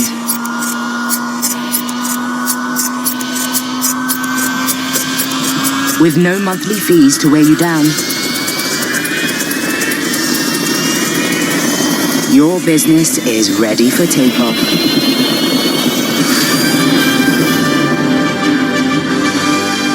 Starling Bank. Helping business fly. Want to know a quick, easy way to see if your favorite podcasts have a new episode available? Just go to the home screen on your TuneIn app and see the latest editions under the Your New Episode section. Happy listening. You love TuneIn for live breaking news from CNN, MSNBC, Fox, CNBC, and more. But when you can't catch your favorite show as it airs, it might just be a click away as a podcast. Search your favorite news station to explore all the on-demand news shows on TuneIn. The puck drops. 12 players face off to win. The suspense is pure torture, but you wouldn't miss this for the world. TuneIn brings you every minute of the NHL season. Listen live to hockey when it matters most on TuneIn. Finding financial printing. This is a Bloomberg Money Minute. Stock futures were significantly lower throughout most of the morning, but turned higher just a little while ago after the Fed announced a massive second wave of initiatives to prop up the shuttered U.S. economy amid the coronavirus pandemic, including buying an unlimited amount of bonds to keep borrowing costs low. Investors are still awaiting a third economic rescue plan from lawmakers in Washington, D.C. Senate Majority Leader Mitch McConnell is planning another round of procedural votes today in an attempt to advance a bipartisan bill worth about $2 trillion. CVS Health plans to hire 50,000 people to tackle surging demand for drugstore services and health goods during the pandemic. And this follows similar hiring by Amazon and Walmart to keep up with demand. Bed Bath & Beyond is saying that all of its physical stores will be closing as of today until at least April 3rd, but it will beef up its e-commerce presence. Gina Cervetti, Bloomberg Radio. Our relationship with Asia is simple. Find the most experienced journalists. These countries will need each other more and more in the future. Let them gather the best data and experts. Let's get to Singapore now and our guest. Then bring everything they find straight to you. Let's talk about where you are. There's quite a lot of headwinds there too. Actually, it's not simple. It's just better. Bloomberg Daybreak Asia, tonight at 6 Eastern on Bloomberg Radio, the Bloomberg Business app, and BloombergRadio.com. Bloomberg, the world is listening. We have to get it right the first time. We always talk about the losers in a trade war. You benefit if you're just further away from China. So that you can too. What are the ramifications if she crumbles or doesn't crumble? Bloomberg Radio, the Bloomberg Business, Radio.com, and iHeartRadio apps, and BloombergRadio.com. Bloomberg, the world is listening. From the financial capital of the world, 24 hours a day at Bloomberg.com, on the Bloomberg Business app, and on Quick Take by Bloomberg. This is Bloomberg Radio. This is Bloomberg Surveillance Economics. Once we get through coronavirus, it's very supportive and very stimulative. Banks themselves got caught hostage by markets. Finance. OPEC Plus is at war with itself. We know we can create America's energy independence again. Investment. The market's anticipating the rate getting very close to zero in fairly short order. Volatility is back, so that's going to make for more cautious trading. Bloomberg Surveillance with Tom Keene and Paul Sweeney on Bloomberg Radio. Good morning, everyone. Paul Sweeney and Tom Keene. We welcome all of you across this nation. An extraordinary moment for the United States of America. Not a war, but an original shock, a massive demand shock in order. The research over the weekend, the most extraordinary I've ever seen, including the crisis of 2008. I think Carl Weinberg at High Frequency Economics said it best. In 32 years, Dr. Weinberg suspends all economic forecasts because he can't make one. And Paul Sweeney, that really says one. Paul, would you like to gander on where the stock market is in 1 hour or 1 year? No, thank you. I'm just looking at my screen for the S&P for just this morning in the futures, Tom, and at 8 a.m. when the Fed acted, obviously a huge reversal there. So the Federal Reserve once again, Tom, stepping up and kind of, I think, doing what it needs to do, what it feels it needs to do. Now, Tom, I think clearly the market is once again going to put its focus back on Washington, D.C., Congress, and fiscal stimulus. I've got lots to talk about here and lots of news to squeeze in. What I would suggest in the literature, Paul, to go to economics is a massive contraction in order. We're all steeled for the labor reports, which really begin on Thursday. But the other thing is how corporations adjust. What are you seeing, and what are all of your contacts with Gina Martin-Adams at Bloomberg Intelligence? What are you seeing about how different sectors are adjusting?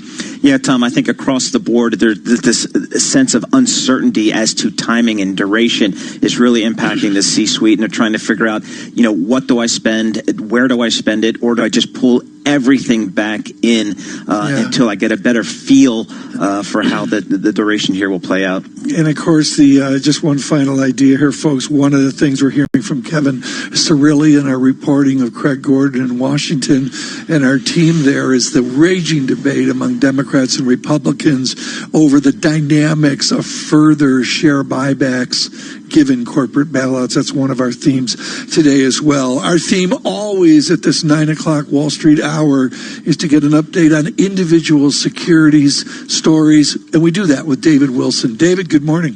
Good morning, Tom. I mean, there are a number of stocks that are moving in response to coronavirus-related developments, and they're moving up. And Danaher really jumps out. It's up by 12% in early trading. The life science company's unit, Cepheid, received U.S. authorization over the weekend for a coronavirus test that provides results in 45 minutes. Shipments are set to begin this week. Then you have Hanes Brands up 17%. President Trump said over the weekend that the apparel maker is retrofitting some of its factories to make medical masks, which are in short supply. Hasbro up 12.5%. CEO Brian Goldman told CNBC that the toy maker is seeing great demand for its products. Goldman also said the company's supply chains in China are back up and running. And then you turn to the kinds of stocks that have been affected all along as the travel industry has dried up. Boeing certainly qualifies. Those shares are up 7%. The plane maker was raised to buy from neutral at Goldman Sachs after plunging 73% since February 12th. Goldman said the company will probably rebound once the coronavirus crisis is resolved and people resume air travel. Then you turn to the airlines. United's up 9% after cutting next month's international flights by 95% in response to the virus. And then you look at its biggest competitors. You see American up 7%, Delta up 8.5%, and Southwest up 5.5%. Turning to the casinos, MGM Resorts up 9.5%. The company named President Bill Hornbuckle as acting CEO. He's succeeding Jim Murren, who said last month that he would step down once a replacement was found. MGM said it's speeding up the succession because of the virus's effect on the industry. And then you see Las Vegas Sands up 2%, Wynn Resorts up 5%. One exception is Carnival. Stocks down 5%. Yeah. The cruise line owner has 42 suspected coronavirus cases on its ship, Holland America Mazdam. The ship has so far been unable to dock and unload passengers. Then you look at his competitors, and they're higher. Royal Caribbean up 6%, Norwegian up 4.5%. Now, Carnival isn't the only stock falling in early trading. AT&T's down 3%. The phone and media company was lowered to the equivalent of hold from buy at Cowen and Robert W. Baird. Cowen cited risks facing AT&T's Warner Media unit and singled out the streaming service HBO Max. And Tiffany is down a bit as well, maybe 0.5%. France's LVMH said it can't buy the luxury jeweler shares on the open market under a takeover agreement reached in November. Now, Tiffany fell below the value of LVMH's offer by as much as 23% last week. Wow. David, thank you so much. Great update there. And, of course, David Wilson with reports through the day. And, of course, those reports colored by what we'll see in Washington as well. Paul Sweeney, there's always someone to give us perspective given crisis. Absolutely, Tom. Arthur Levitt, former chairman of the Securities and Exchange Commission, joins us, and it's a great time, Tom, to help. Arthur can help us put all this in perspective. One of the big issues that investors have been grappling with around the world is whether exchanges should actually even be open during these times. Arthur, what is your sense here? I mean, the U.S. exchanges have remained open, tremendous volatility. Do you think they should be open, or some markets have actually shut their exchanges? I definitely think they should be open, because people tend to panic when they don't have access to their assets. Closing markets is how a run-on-the-bank mentality gets started. And markets are so intertwined that any freeze would have to apply to all major markets around the world in all major asset classes, as well as derivatives and private markets. And maybe most problematic, the unintended consequences would almost invariably cause a cascade of black swan events that would likely be worse than the cure. So I definitely favor keeping the markets open. So, Arthur, just, the volatility that investors have had to deal with over the last several weeks has just been obviously historic. How do you think the markets have actually performed? I think they've performed well. I think the fact that they've stayed open without any major glitches is a tribute to the technology that makes our markets capable of handling just about any event you throw at it. If they can stay open during the uncertainties of this present situation, that's a great tribute to the markets and the people who made them. And now, folks, we go to a cocktail conversation where the Levitt house has been cleared any number of times, as Arthur Levitt stood in the living room and had to discuss the uptick rule. Arthur, there is no way to get an argument going on Wall Street than to talk about the uptick rule, which was put into effect in 1938 and taken out with Rule 201 Regulation SHO 2007 as well. I can read from Wikipedia like anybody. Arthur Levitt, should we bring back the uptick rule to protect ourselves from those hated short sellers? No, I don't think so. I think our markets have performed very well without the uptick rule, and I don't think we need any more disruption at this time to consider a change such as that. I mean, it's really something, folks. This is something that's heatedly debated as well. In the uproar of the last 10 days, of the last 15 days, Arthur, I've been stunned at how well the markets moved. Could we have done this market 20 years ago or 40 years ago? Could it have occurred? I don't think the technology existed then to handle the volumes that we're dealing with now. So, no, we couldn't have. But we probably will say the same thing 20 years from now. Arthur, what do you think is the top of the SEC's to-do list in these crazy times that we find ourselves in now? Is there something they need to really be focusing on? I think they have to focus laser-like on the bread and butter mechanics of the markets to see to it that firms are able to handle market swings effectively. I think that market structure is key in their among the things that they have to focus on. Are you feeling like the folks in Washington, broadly defined, Arthur, are moving at the speed they need to address this evolving crisis? I think they're doing everything they possibly can do. The focus right now is less on markets than it is on health, obviously. And that's where policymakers have to devote themselves. I think that as far as our markets are concerned, the focus has to be on staying open. And thus far, I don't think we've seen any serious aberrations. And we see the ability of our markets to function well, even in the face of this situation. Arthur Levitt, thank you so much. The former chairman of the Securities and Exchange Commission, and of course a member of the Bloomberg board. Love his perspective, folks, in these times of crisis as well. With our news in New York City, here's Michael Barr. Thank you very much, Tom. Thank you, Paul. Republicans and Democrats are at odds over a $2 trillion emergency aid bill, leaving the nation waiting for Congress to set aside partisan differences during the coronavirus pandemic. Bloomberg's Martin DeCaro reports. As a recession looms and financial markets nosedive, Congress remains apart on key aspects of the rescue bill. Senate Democrats say the GOP plan fails to protect workers and fails to ensure bailed-out companies won't enrich themselves.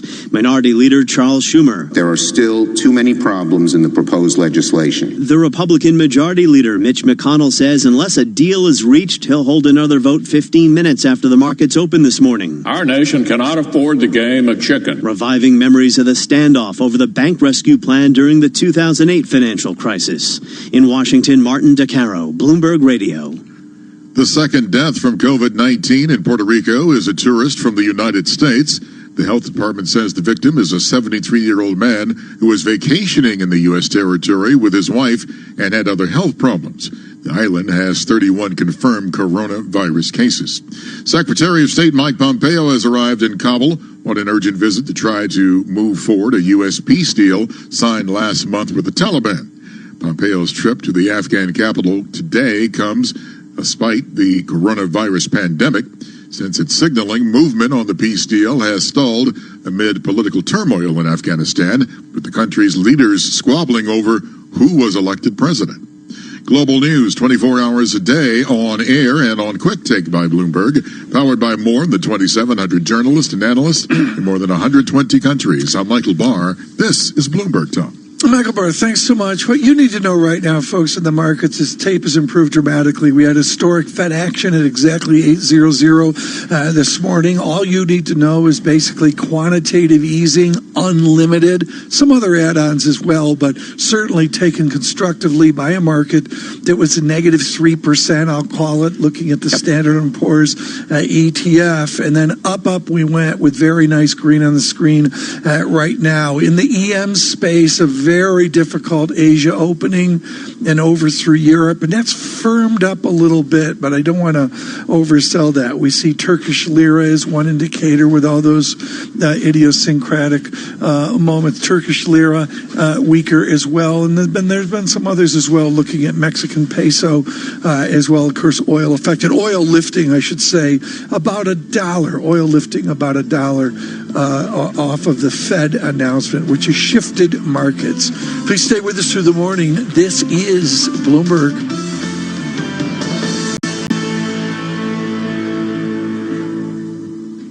Elite advisory firms rely on BNY Mellon's Pershing to meet the needs of their most complex clients.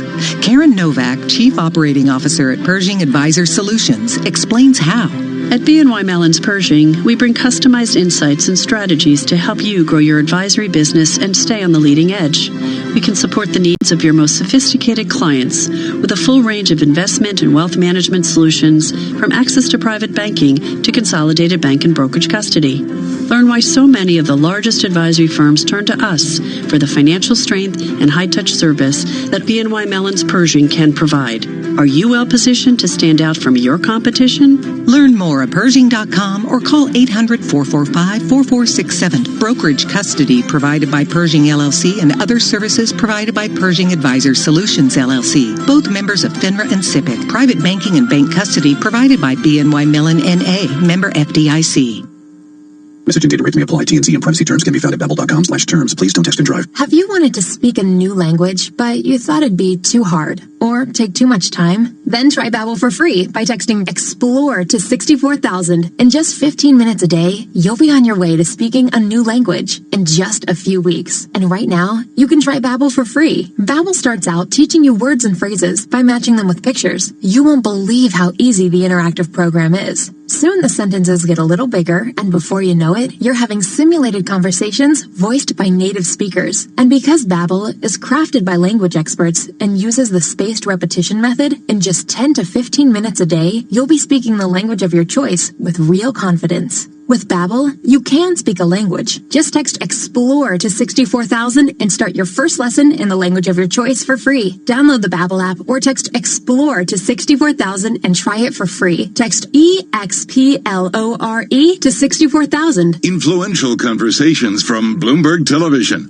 Here's Heidi Stroud-Watts. Let's get to our next guest, who says the dollar has surged for all the wrong reasons. Let's bring in Sean Cullo, Senior Currency Strategist at Westpac. Sean, we've been saying for some time now, even in, pre-COVID-19 period, that the dollar has been gaining because it's, the cleanest shirt out of the dirty laundry basket, if you will, whatever kind of reference you want to make of that. Is that still the case? And is there any doubt that there will be sustained dollar strength going forward, given what's happening in just about every other economy?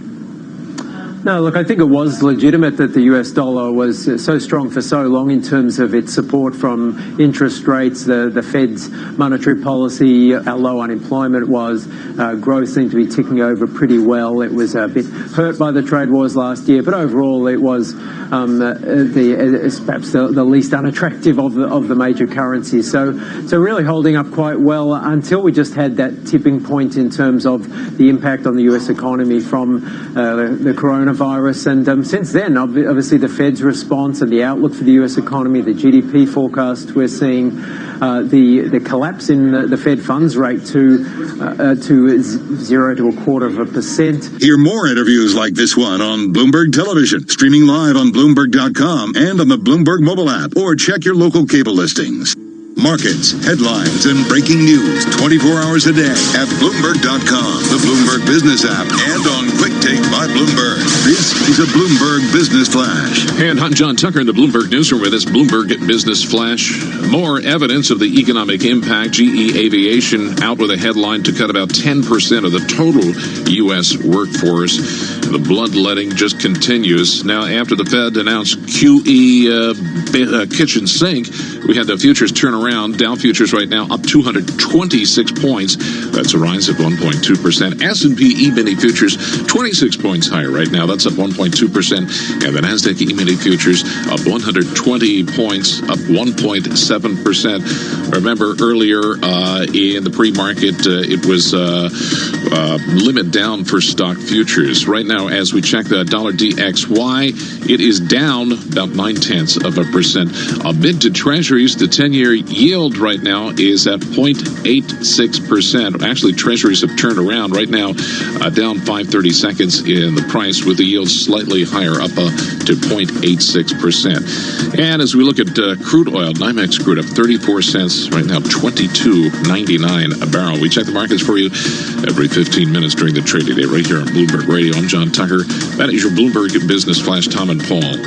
John Tucker, thank you so much. Paul Sweeney and Tom Keene, folks. And for those in the equity market, this is the conversation of the day. Ben Laidler is with Tower Hudson in London. He writes very short, very dense notes, and he usually has written them with a sense of optimism, a glass half full feel. Ben, I loved your note in the last 12 hours, I believe it was, where you really make a distinction between 2008 and 2020, and you say what's fascinating this time is you really don't want to be near the financials. You've got other places to go. Let's begin with that idea. Why are you avoiding financials? I think for a lot of reasons. I think that there's a sort of the view out there. This is all about Main Street, not about Wall Street. Certainly Main Street's leading us down, but there is a transmission straight back into the financials. Yes, they've got big capital buffers this time round, but they're still going to take quite a lot of pain here, I think, fundamentally.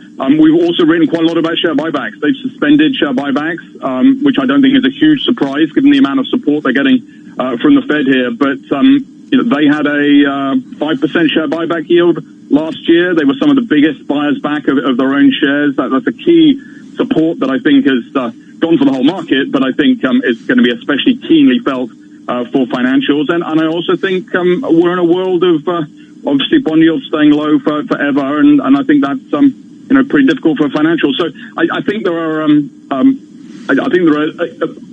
more attractive ways to play this than financials for sure.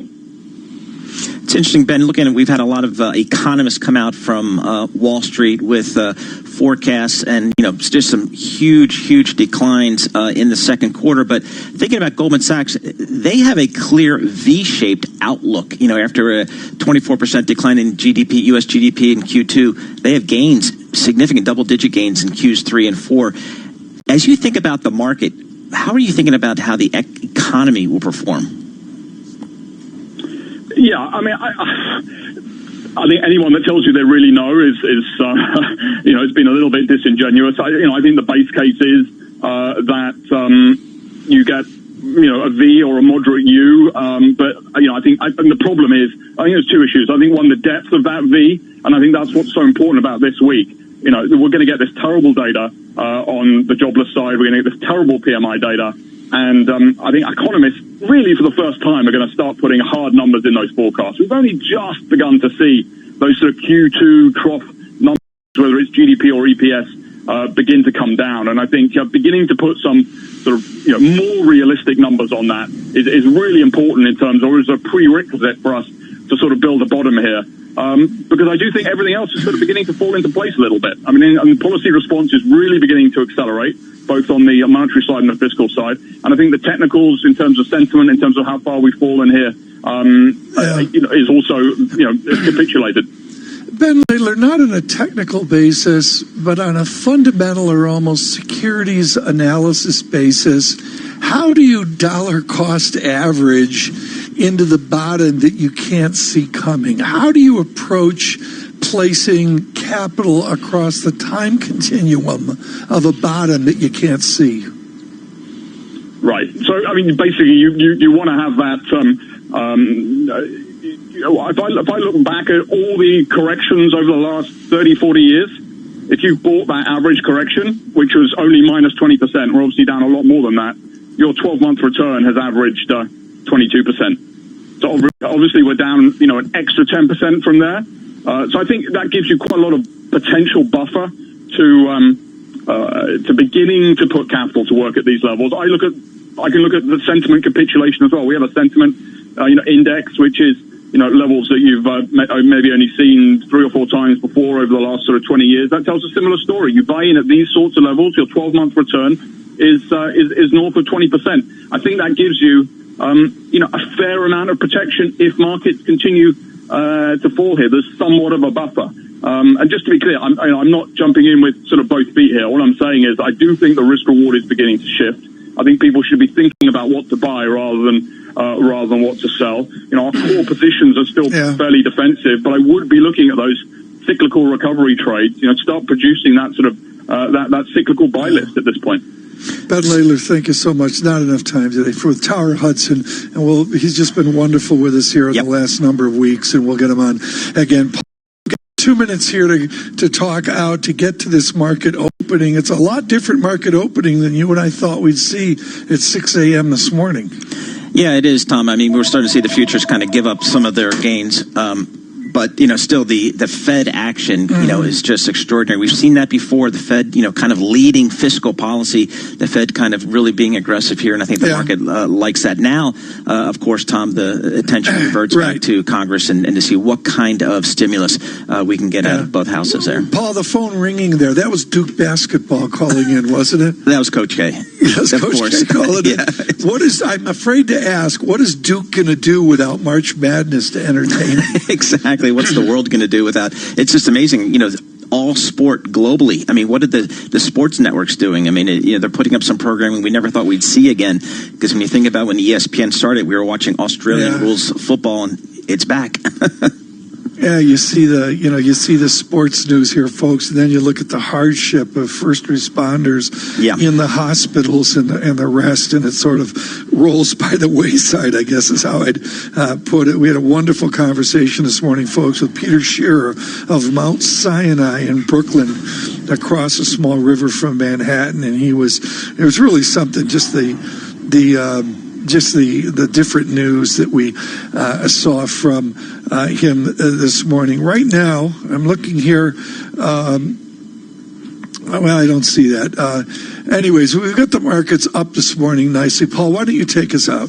Yeah, very good, Tom. We're looking at futures here again, kind of giving up some of the gains, but there's still some green on the screen. We have the S&P up 11, the Dow up 68 points, 19,100, let's call it. NASDAQ once again leading the way, up over 1% here. We're at 7,042 on NASDAQ. So the Fed once again doing its job. This is Bloomberg.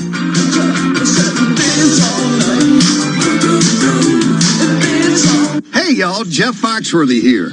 Now, if you've ever found yourself repeating the same thing over and over for 75 years, you might be Smokey Bear. Only you can prevent wildfires. That's why I'm filling in for Smokey to switch things up, because there's a lot more to say. And I should know because my grandfather was a firefighter. And one of the things he taught me is that the people that love the outdoors the most are often the ones accidentally starting wildfires, which means always BYOB. No, bring your own bucket to the campfire. And be extra careful with things like burning yard trimmings. Don't just walk away, or chances are you might be starting a wildfire. So for the love of the outdoors, go to SmokeyBear.com to learn more about wildfire prevention. Brought to you by the U.S. Forest Service, your state forester, and the Ad Council. 25 years ago, NJIT graduate Dick Sweeney co-founded Keurig Green Mountain, a company whose incredible innovations changed the way the world brews a cup of coffee. Today, he lectures widely on business leadership and is a strong advocate for NJIT's work to combine business education with the power of STEM. NJIT is definitely fostering the innovative thinking for budding entrepreneurs simply because that's the world we live in. NJIT is producing students that have been trained, educated, and given the business acumen to be a contributor to a company. The distinct mission is to develop great STEM scholars. The attributes I've always looked for in team members are heart, smarts, guts, and luck. So we want people with passion, intelligence, courage, and never discount luck. The student coming out of NJIT has experienced all of that. NJIT, New Jersey Institute of Technology. Learn more at njit.edu. This is in the left passenger seat, we've got Dan the Widowmaker. In the right, Face Smash Steve. Oh, a solid left hook from Steve. Blocked by Dan. Dan's got him up against the ropes. Going for a signature pile driver slam. But Steve's wriggled away like a greasy snake. And Steve's got him in a chokehold. He's got him! He's got him! Boys, pack it in back there. I'm trying to drive. Sorry. Your mate's more likely to crash with passengers in the car. So don't drive him to distraction. Let a mate concentrate. The happy family of three were about to welcome a new member. That's right, they were finally getting a dog. Buy on eBay, dog bed from £12. First, they had to make a few adjustments. Sell white rug. And prepare the kids for the reality of owning a pet. Buy biodegradable poop bags from under £6. Everyone instantly fell in love with Little Rocky. Unfortunately, Little Rocky fell in love with a cushion. Buy, sell, eBay. Delivery costs may apply. Broadcasting live from the Bloomberg Interactive Brokers Studio in New York. Bloomberg 1130 to Washington, D.C. Bloomberg 99.1 to Boston. Bloomberg 106.1 to San Francisco. Bloomberg 960 to the country. Sirius XM Channel 119 and around the globe. The Bloomberg Business app and BloombergRadio.com. This is Bloomberg Surveillance. And there you have it, the opening bell at the New York Stock Exchange. I'm John Tucker in the Bloomberg Newsroom, and we're firmly in the red. Dow Jones Industrial Average down right now 362 points, a decline of 1.8% right out of the gate. The S&P 500 down 39 points. That's a decline of 1.7%. The composite index is down 49 points. That's a decline of 0.6%. And among the movers early going, some of the bank stocks, Bank of America down 1.5%. Shares of Apple right now down 1.5%. Tom and Paul, that's your opening bell report. John Tucker, thank you so much. Paul Sweeney, why don't you bring in Mr. Ives here? He's so Absolutely. good looking, and he's just been such a challenge here to decide when to buy all these FANG stocks. When do we step in? Yeah, Dan Ives, one of our favorite tech analysts. Dan Ives, Wedbush Securities Managing Director. Dan, thanks so much for joining us. Let's just talk big tech, generally speaking. Supply chain issues were a big concern, really going back more than a month here. What are you hearing now as China begins to ramp back up production? Give us a sense of the supply chain for big tech. Yeah, and thanks for having me. Look, the one thing I'd say on the supply chain, the one bright spot, the supply chain's normalizing a lot quicker than I think we or many expected. And I think that's important because on the other side of this dark valley, with Apple, you look at semi-stocks, PCs, I think you're going to start to see that normalize stronger than expected, especially what we're seeing in China. So that's the one positive that I'd see relative to, obviously, the dark storm we're going through. If I look, Dan Ives, at how the price action of the techs have been going down, what have you learned? I mean, I would say, look, right now I'm talking to investors constantly. I mean, there's obviously fear out there, and I think the worry is really about what ultimate demand looks like. And the one thing I'd say is I think the best thing for investors to do here, both on the retail and institutional, is go to worst case model, scorched earth, do valuations off that. And when we do that, we view Apple here, we view a lot of the FANG names from a risk reward. If this gets on to the other side, forget the next 3 to 6 months, you look out 12 months, 2021, a lot of these names are starting to get into the range where I view the risk reward as just too compelling if you believe we get on the other side, which we do.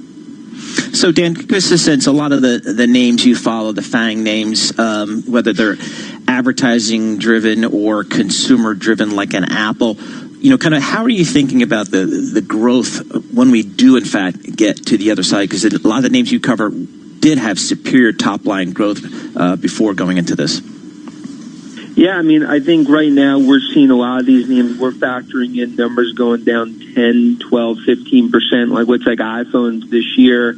But I think you'll start to see, obviously, a moderate bounce back.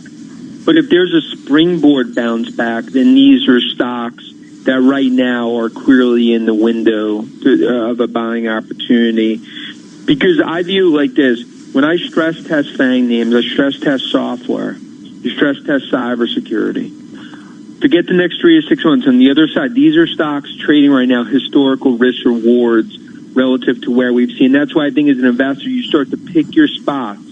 You do the worst case valuation. Right. And I think that's, in my opinion, I think that's the most prudent way to do it. And that's why we're bullish here. I don't have the computer in front of me, Dan, so do the math for me, and I know you can do this on air effortlessly. And that is Apple Computer. Give us a valuation metric in February before all this started, and give us an Apple valuation metric where it is right now.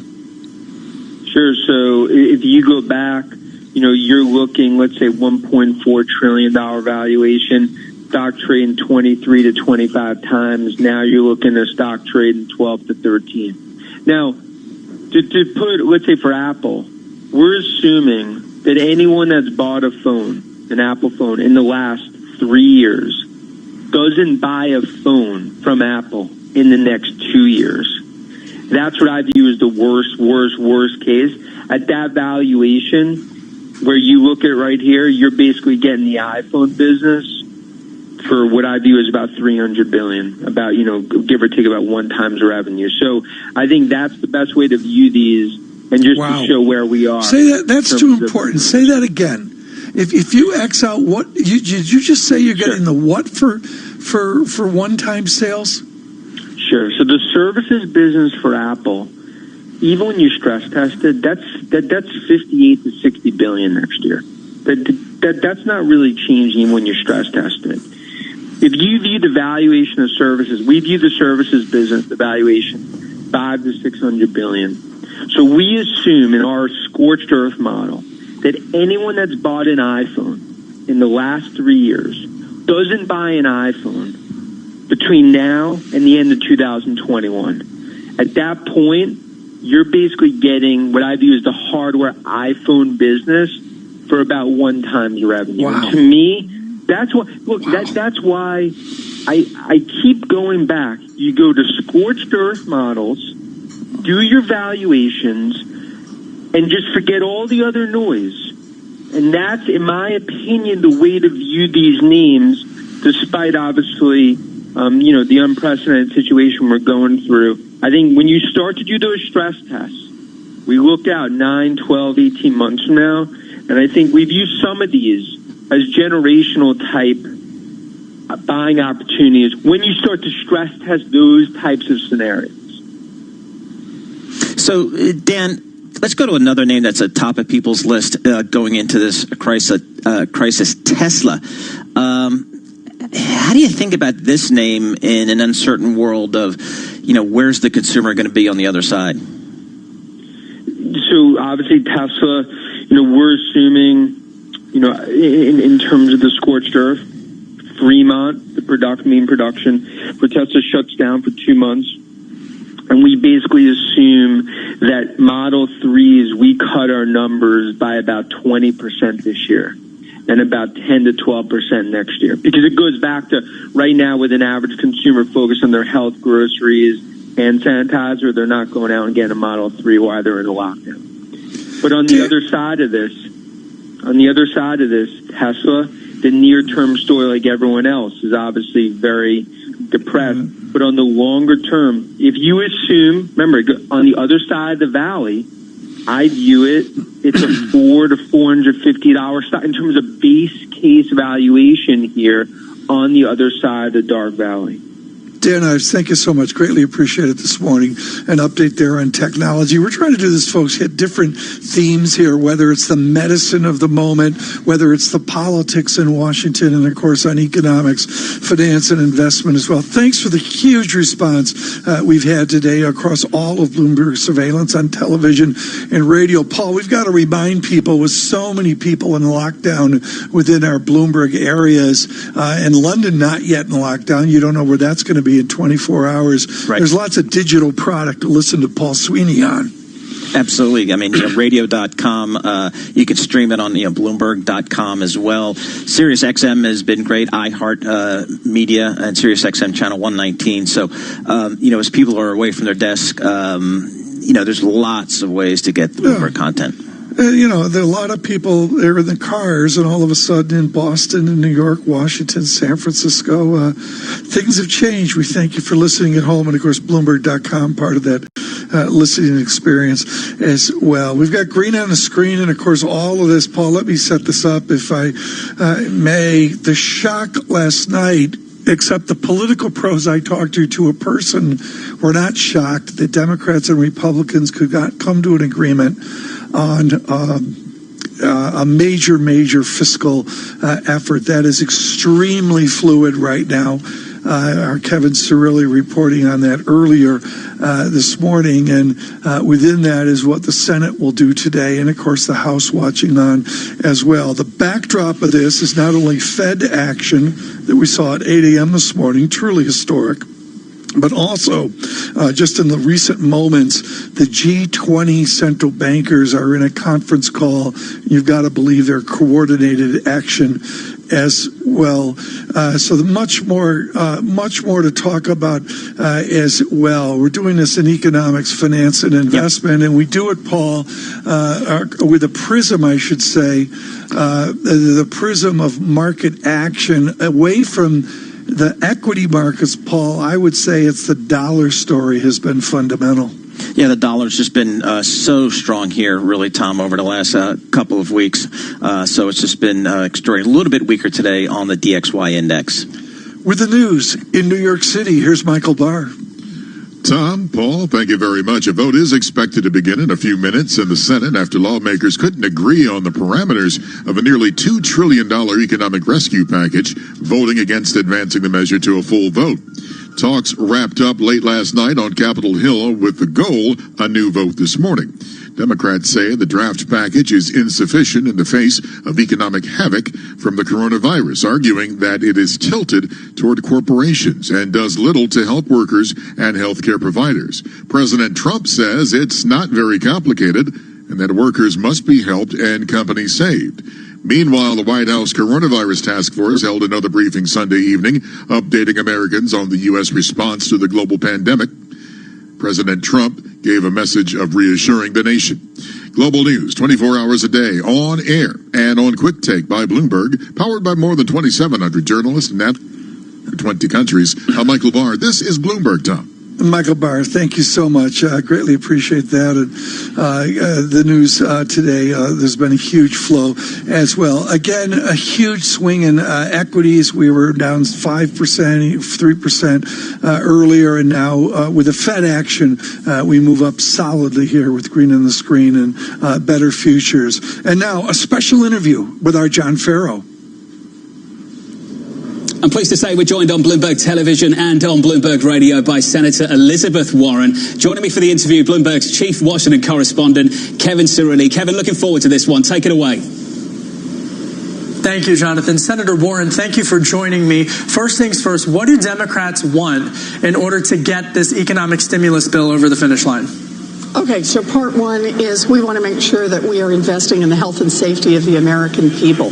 That means enough money going to hospitals and community health centers and that there's free testing for everyone. Part two, we want to make sure that money is going to the grassroots level. And that means expanded unemployment insurance so that we're covering gig workers and part-time workers and raising the amount. We need that money in people's pockets. We need cash in people's pockets. But also we need to be thinking about other ways to relieve the stress on families. Canceling student loan debt, for example, means a lot more money in the pockets of a lot of young people. Adding $200 a month to Social Security and disability payments for the next couple of years helps people who are living at the economic margin. But we want to make sure that's where help is going. Third one, we need to get relief out for small businesses. You know, these small businesses employ a lot of people, and right now they've been shut down, certainly through no fault of their own. They need help, and they need it fast. And then fourth, any kind of help that goes to the big industries has got to come with some strings attached, which means making sure that taxpayer dollars are not used just for stock buybacks and to make sure that that CEOs get their bonuses this year, but that it's really used to support payroll. That's what we want to see. Well, Senator, let me follow up on that fourth point that you made, because sure. I think that's based upon my reporting where a lot of the sticking points still lie. President Trump, for his part, has said he doesn't want to see stock buybacks either. But behind the scenes, when the sausage is getting made in this bill, can you get specific for me and for our audience on specifically, Senator, when it relates to that $500 billion for larger businesses, what you think needs to get changed in order for this to get voted on this evening? Sure. And I want to say I'm glad to hear that the president is in favor of some of the strings attached to this money. But it can't just be that we ask the businesses to promise that they're going to do this. We have to write it into law. So restrictions on stock buybacks are part of it. That the money is being used to support payroll is an important part of it. That the companies are truly investing in their workers, not using this money for executive pay, for example, and that there is an oversight panel that makes sure that the money is spent according to the law and according to the promises that have been made. An oversight panel that has real teeth. And part of that means that the corporate executives who take this money have to sign under penalty of law that their companies are complying with all of the laws and rules and regulations. That's how we make sure that if taxpayer dollars are being used, then the taxpayers are the ones who are truly being served here. Senator, it's Jonathan here. Great to have you with us on the program, and thanks for giving us your time. They say that perfection is the enemy of the good. Are you looking for the perfect bill? Look, you always want to aim for perfect. That's exactly what we should be doing. But do I recognize there'll be some compromises along the way? Of course there will be compromises along the way. But understand this. We have to have strings attached before we give $500 billion away to giant corporations. We need to make sure that money isn't just going to big corporations, that it's going to people who are struggling to pay student loan debts right now. It makes no sense what to do student are loans. you willing to make? Well, how about one on student loans? I'd like to see us forgive all of the debt on student loans. That's not a compromise. What compromise are you willing to make in the bill that's been put forward so far? If you'd let me finish. Sure. I would like to see all of the debt forgiven on student loans. Right now, the proposal on the table is to forgive the interest and to forgive $10,000 worth of debt for each student. I could live with that. I think that's a good place for us to start, and it relieves the pressure on a lot of people who are living really close to the economic margin. The notion that the federal government should be out there squeezing dollars out of people who are losing their jobs, who are living in this time of economic uncertainty, makes no sense at all. It's harmful to the individuals and it's harmful to our economy. So I see a compromise there. Let's do that. Increasing payments on Social Security and disability. Look, I'd like to see them go even higher, but $200 a month every month for the next couple of years, that would lift more than 5 million people out of poverty. It would mean that seniors who are locked at home right now and have to use food delivery services and spend more on health care will at least have a little cushion in their budget. Those are the kinds of things I'd like to see us do, and I'm perfectly willing to compromise on the numbers. In fact, I think we've already done that. But we need the Republicans to move to say, yes, they are willing to help on student loans. They are willing to help on unemployment insurance. They are willing to help on Social Security and disability. And, well, let's negotiate over the dollar. Senator, we're up against the clock, so I have to keep jumping in, so forgive me. In this bill, there are checks for everyday Americans. The reason this bill hasn't gone through is because of Democratic senators. Do you want to be the person that's stopping people from getting their checks to meet their rent at the end of this month? Excuse me, the reason this bill has not gone through is because of Republican senators and because of a Republican leadership that pretended to negotiate for 3 days with the Democrats and then at the end of that time basically introduced their own bill that did not have compromises and that did not make sure that the money is going down to the grassroots. Look, it's going to take people from both parties to get this through.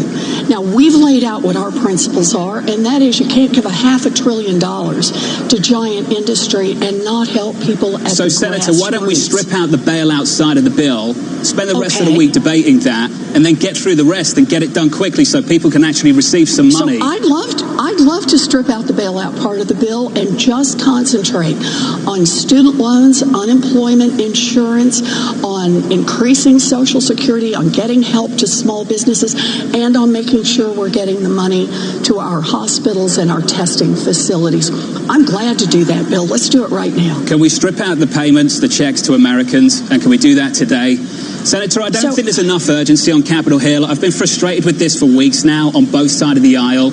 You guys can get this done. The only thing stopping it from happening is yourselves on both sides of the aisles. And there's no point coming on the TV shows today on the networks and saying it's the Republicans' fault. Because you know what's happening on the other networks? It's the Democrats' fault. It's all of your fault. Get around the table, strip it out, pass the bill with the checks in so people can get those checks in 1 week, in 2 weeks' time. So I am glad to sit down and get money into the pockets of people right now. I think we can do that with cash. I think we can do that by cutting student loan payments. We can do that by expanding unemployment insurance, and we can do that by expanding Social Security. I've been talking about all four of these for weeks now. I have put forward those proposals. And right now, we don't have Republicans to negotiate with on those issues. They're not there. So you tell me what you want to do. You want to bring one on this program? That's fine with me. I will do just that, Senator. But this is the kind of thing that puts money directly into the hands of people who are suffering. I want to do that right now. I will stay here. I will work around the clock to make that happen, but we've got to keep the focus on money into the hands of people who are struggling right now. We are not going to rebuild this economy by putting a bunch of money at the top. We need that money going down. Senator, I totally agree. It needs to happen quickly, but let me tell you, we won't be playing the blame game and letting you guys dictate who is to blame. If you guys don't get this done, it's every single one of you that needs to be held responsible for it. Both parties, the whole of Washington. Senator Warren, great to catch up with you. And Bloomberg's Kevin Cirilli, thank you very much for joining as well. John Farrow and Kevin Cirilli with a spirited conversation with the former presidential candidate of the Democratic Party, the senator from Massachusetts. Paul, that really captures some of the emotion that you see out there this morning. Yeah, I think the market's telling you, Tom, we need something out of Washington. The Fed is doing its job, but we need something out of Washington, and John certainly brought that home. I would suggest the senator from Massachusetts would like to hear from the economist from Chicago. She is with Grant Thornton. Diane Swank listening to Senator Warren this morning. Diane, the urgency is profound, and I want to go to the idea of the economic impact, not on the big companies, but on the thousands of suppliers they have.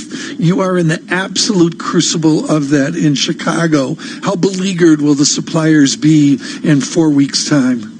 Well, it's important to remember they are already feeling pain in mid-February as the supply disruptions coming out of China were compounding. And so this is something, a kind of graph, much like the infections, that goes up on an exponential curve. And that's what's critical to remember is that the losses we're seeing, it's not just individuals. We need cash in the money, hands of individuals. We need small business. But you have to deal with the whole economy because that is where we're at. If you can only pass it for part of the economy now, then in 2 days pass it for the rest of the economy, but we need it hit on all sides. The blow to state and local government budgets is also extraordinary, and they're on the precipice of having to deal with deep cuts at the state and local level as they're at the front lines of this crisis. That's just not acceptable, and I sort of agree with Jonathan here is that, you know, everyone standing on their ideological platforms is not helping us. We got to shelve all of the ideology and help everyone, and we can't discriminate because the virus doesn't discriminate. We have to help on all sides, which is what the Fed acknowledged today, that you need to hit everyone. But the Fed is only on one aspect of the economy, credit markets, and people don't want it. Small businesses don't want to take out loans they can't pay back. They don't want to take out loans to pay workers that they don't have anymore and then have to pay it back if they don't have those workers anymore. Congress needs to get their arms around this and just act, even if it's just to get the first tranche out, get it out, get the second tranche out. We're talking days here, and they need to learn to vote remote because they're all infecting each other too. Diane, it's an interesting point there at the end. Diane, so over the weekend we've had a lot of the Wall Street banks come out with their GDP outlook. Where do you stand? How bad is Q2 going to be, and will there be recoveries in Qs 3 and 4? I don't think there will be a recovery in 3 and 4, and of course it's a moving target. We're all standing on quicksand with little visibility. And the problem is the way that we do this. I mean, I have an almost 20% decline. Some of the banks have 25. Others are talking 30% decline. You can get all those numbers. And the problem is on unemployment, you have a huge, certain precipitous drop in payrolls immediately, which we'll see in the unemployment claim. So not everyone is eligible for unemployment insurance. You also have, you know, when we start measuring unemployment, what does it mean? When are you participating in the labor force if the whole economy is shut down and you can't look for a job? That could influence our unemployment rate. So, you know, this is, I think that what we have is something you have to think of in stages. There was the denial, the contagion, and now we're, you know, into the part of dealing with the pandemic, which is global in scope. And when we start to deal with efforts of testing, tracking, and trying to manage focus our efforts more aggressively on bringing up the economy, that'll be a slow process of ramp up. And we don't get to the new economy we will merge into will be different than the one we had before, because now pandemics are no longer just something you see in a horror movie. They are a reality we have to manage every day and ensure the health of our employees, our workers, and our customers. Diane, thank you so much. Too short a visit. We'll do something longer next time. Diane Swank with Grant Thornton this morning after John Farrow and Kevin Cirilli's conversation with the senator from Massachusetts, Elizabeth Warren. Paul, your observation on a market recovery. I mean, I don't hear anybody saying bottom. Maybe it doesn't feel like a bottom, but certainly good news today for equities. Yeah, the Fed came in here, and even though we're off 1.5% on the S&P, just some stability here. I mean, off 1.5 is fine, and the Fed really stepping up here again, Tom, as we've seen, over the past several weeks. So the Fed is doing its part, and as John Farrow so clearly brought to the fore with Senator Warren, it's time for Washington to step up here right now. You point out the VIX here up a stick, 67 on the VIX as well. There's been some real gyrations in the market of big red, big green, and pretty much back here as well. We are produced worldwide by Richard Truman. Please stay tuned through an eventful day of politics and, of course, this crisis. This is Bloomberg Radio. Good morning. The happy family of 3 were about to welcome a new member. That's right, they were finally getting a dog. Buy on eBay, dog bed from £12. First, they had to make a few adjustments. Sell white rug. And prepare the kids for the reality of owning a pet. Buy biodegradable poop bags from under £6. Everyone instantly fell in love with Little Rocky. Unfortunately, Little Rocky fell in love with a cushion. Buy, sell, eBay. Delivery costs may apply. We Brits know how to roll our sleeves up. We know how to keep calm and carry on. We also know a great offer when we see one. Like the all-new Vauxhall Corsa with 0 deposit and 0% interest. So, you know what to do. Search Corsa offer. Come off the offer, come off the hour. Vauxhall. New rules Britannia. Personal contract purchase on selected new Vauxhall Corsas. Subject to status, terms and conditions apply. 18 plus, Vauxhall Finance. Offer ends 31st of March. The puck drops. 12 players face off to win. The suspense is pure torture, but you wouldn't miss this for the world. TuneIn brings you every minute of the NHL season. Listen live to hockey when it matters most on TuneIn. You love TuneIn for live breaking news from CNN, MSNBC, Fox, CNBC, and more. But when you can't catch your favorite show as it airs, it might just be a click away as a podcast. Search your favorite news station to explore all the on-demand news shows on TuneIn. Did you know your favorite radio stations are in your pocket? Yes, the TuneIn app lets you listen to the same radio stations you pick up on your home or car radio anywhere you want. To see all the stations broadcasting in your area, find the local radio section on the home screen. Keep it local with TuneIn. An apartment because of your religion, or your race, or because you have children, or a disability. It's so wrong. Yes, but who has the power to stop this? You do. Each of us has the power. The law is on your side. It's illegal for landlords to discriminate because of race, color, religion, sex, national origin, disability, or familial status. If you suspect that you have experienced housing discrimination, file a complaint with HUD immediately so we can investigate it. Fair housing is your right. Use it. To learn more, visit HUD.gov/fairhousing. That's HUD.gov/fairhousing. Or call 1-800-669-9777. 1-800-669-9777. A public service message from HUD in partnership with the National Fair Housing Alliance.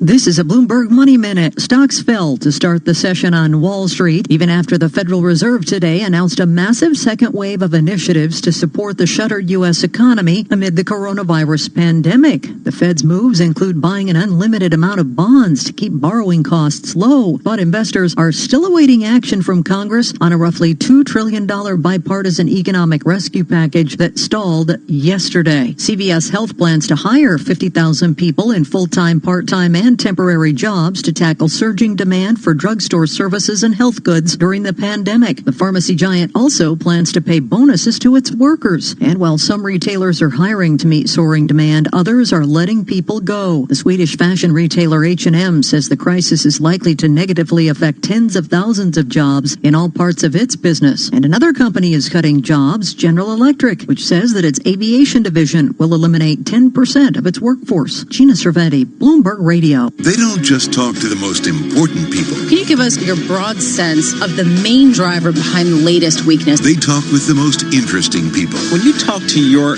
clients, are they taking this seriously? Lisa Abramowitz. What's going to be the main driver of growth? Paul Sweeney. What did you take away from those Amazon numbers last night? Bloomberg Markets. Is it as ominous this time around? Weekday mornings at 10 Eastern on Bloomberg Radio, the Bloomberg Business app, and BloombergRadio.com. Bloomberg, the world is listening. From the financial capital of the world, 24 hours a day at Bloomberg.com, on the Bloomberg Business app, and on Quick Take by Bloomberg. This is Bloomberg Radio. This is Bloomberg Markets with Lisa Abramowitz and Paul Sweeney. Is there any bank right now in the U.S. that you think is a buy? Do you think Chairman Powell has lost the market? Jeff Bezos is no dope. What's the big ka-ching? The big question, I think, for investors is free cash flow. Breaking market news and insight from Bloomberg experts. The U.S. tariffs actually hurt both China and the U.S. Large strategics are looking to either buy or invest in innovation. Soybeans and corn have been basically at or below the cost of production for about 4 or 5 years. What we see more bonds, more yield. This is Bloomberg Markets with Lisa Abramowitz and Paul Sweeney on Bloomberg Radio. Good Monday morning from New York City and points beyond to our worldwide audience. Coming up, QE Unlimited. We will give you the details coming up. Plus, Kit Jukes, global fixed income strategist for Societe Generale. We'll get his thoughts on the dollar as well as credit markets going forward. But first, let's go to Greg Jarrett of Bloomberg News for a Bloomberg Business Flash. Greg, what do you have?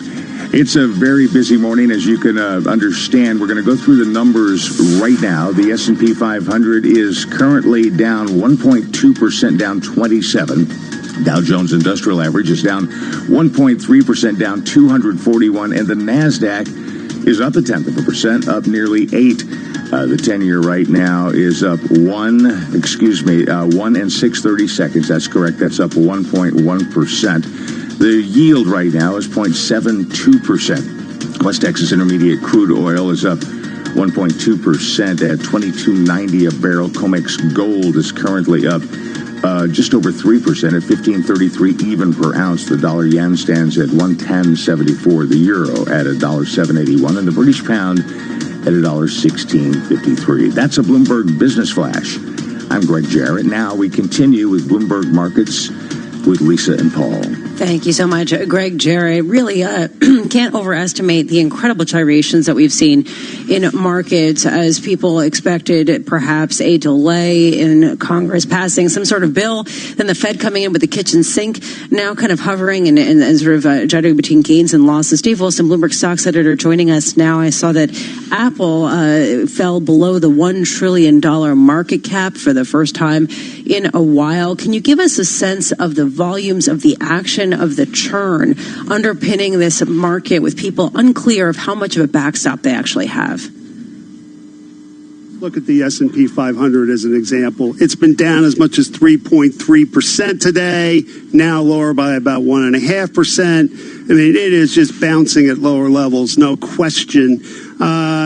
When you talk about Apple, I mean, certainly that jumps out. Microsoft is the only company left now that's over $1 trillion in market value, and it's actually up on the day. It had been lower earlier. I mean, it's another example of the sort of fluctuations we're seeing. Microsoft up 0.9% as we speak. Apple's down 3.5%. And it's interesting to see that the one group that had been higher, or at least the best performer on the day among the 11 main industry groups in the S&P 500 is that consumer discretionary category. And we know it's got the airlines and the cruise lines and the casino owners and, a whole lot of companies that have basically their business has been, put on hold because of the coronavirus.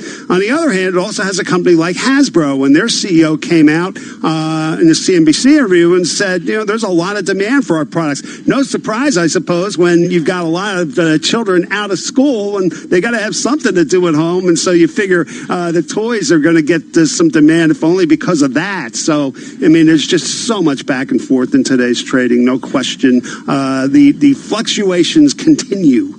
Yeah, Dave, one of the things I'm looking at here is just the NASDAQ once again, kind of outperforming the broader market, the Dow and the S&P. Is that kind of investors just saying, hey, I'm looking to the other side of this and I know where I'm going to get some top line growth, and that's going to be in tech?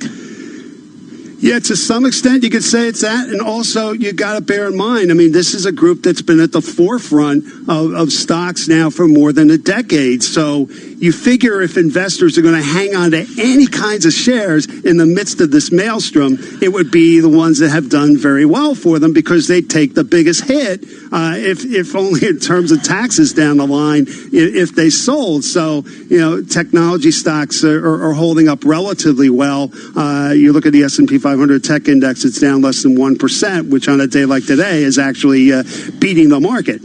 I've got to say, we always focus on stocks here, and we really have to focus on bonds because this is very much moving from a bond story to a credit story. The idea of what kind of default rate are you factoring in? How much of a backstop is the Federal Reserve actually providing? They are providing the liquidity, but really it has to be the government, the federal government, Congress, to step in and take on the credit risk. And right now I'm looking at HYG shares, which are slightly lower. I'm trying to understand here, if you look at the dollar, if you look at gold, if you look at credit, the fear is that we were shifting into some sort of credit crisis. Certainly that was the feeling over the weekend. I'm wondering if you have a sense today, Dave, of how much people are sort of calmed based on the actions of the Fed, or perhaps unnerved by the fact that Congress couldn't get their act together and actually pass something last night. Well, I mean, you have both going on, no question. But the idea that at least today you can focus on what's happening in terms of monetary policy, I mean, that's what's front and center for the moment. And you look at the beaten down stocks and you see how well they're doing in relative terms. And it sort of fits the idea that at least, people can take comfort in what the Fed is doing, even as the concern about the lack of action on the rescue package in Congress is still very much front and center. I mean, let's face it, that vote over the weekend was sort of reminiscent of what you saw in 2008 when the first attempt to pass the Troubled Asset Relief Program, TARP, failed. And the only thing is it happened on a weekend, so you didn't really start seeing the reactions until Sunday night in the futures market. And so, here we are at the moment, and stocks are at least getting some comfort from what the Fed is doing. Yeah, Dave, are you seeing any signs of capitulation? I don't know if you've read any research from the street.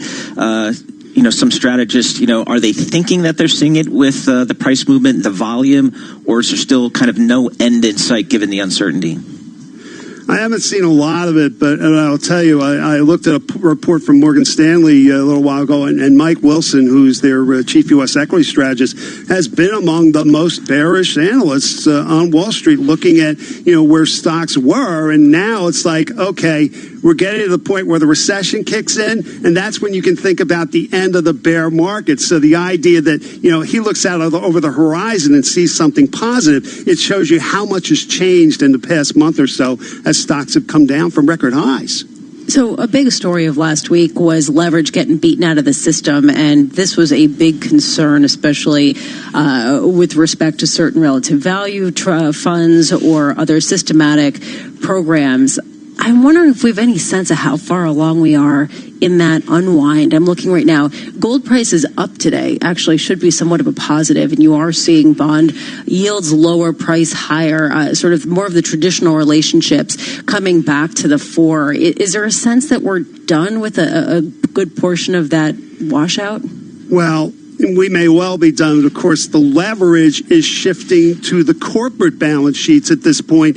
I just think of the example of Macy's. Late Friday, they came out and said they were going to borrow the full $1.5 billion available to them under a credit facility. They suspended their dividend, and Macy's shares are down 16% at the moment, worst performer in the S&P 500, and they're taking down their rivals with them. Kohl's down almost 13%, Nordstrom lower by more than 7%. So the concern is still out there. The focus has got to be, though, on the companies and the steps they have to take in order to keep their business going. And, who knows what happens to help them on the fiscal front, as Congress goes back and forth on the rescue package. So companies are still kind of on their own right now. Yeah, Dave, it's been really interesting to see them drawing down on their credit lines. And Brad Rogoff of Barclays coming out and saying he expects it likely that companies will end up tapping their credit lines, drawing down on them. even to a larger degree than during the 2008-2009 crisis, as they try to preserve liquidity on their balance sheets ahead of whatever it is that we're looking at in terms of a shutdown in the face of the coronavirus. Dave Wilson, Bloomberg Stocks Editor, thank you so much for being with us. In the markets, we are seeing a churn to the tape right now, Paul, and it's interesting to see that right now. Absolutely. Right now, let's go to Massachusetts Governor Charlie Baker, get his coronavirus update for the day. Or hospitals or healthcare providers. Instead, while all non-essential businesses must close their physical locations to all personnel, we urge people to stay at home and avoid any unnecessary activities, because this will help avoid any unneeded person-to-person interactions that could spread the virus. What this means is that everyone can still buy food at the grocery store, get what they need at the pharmacy, and of course,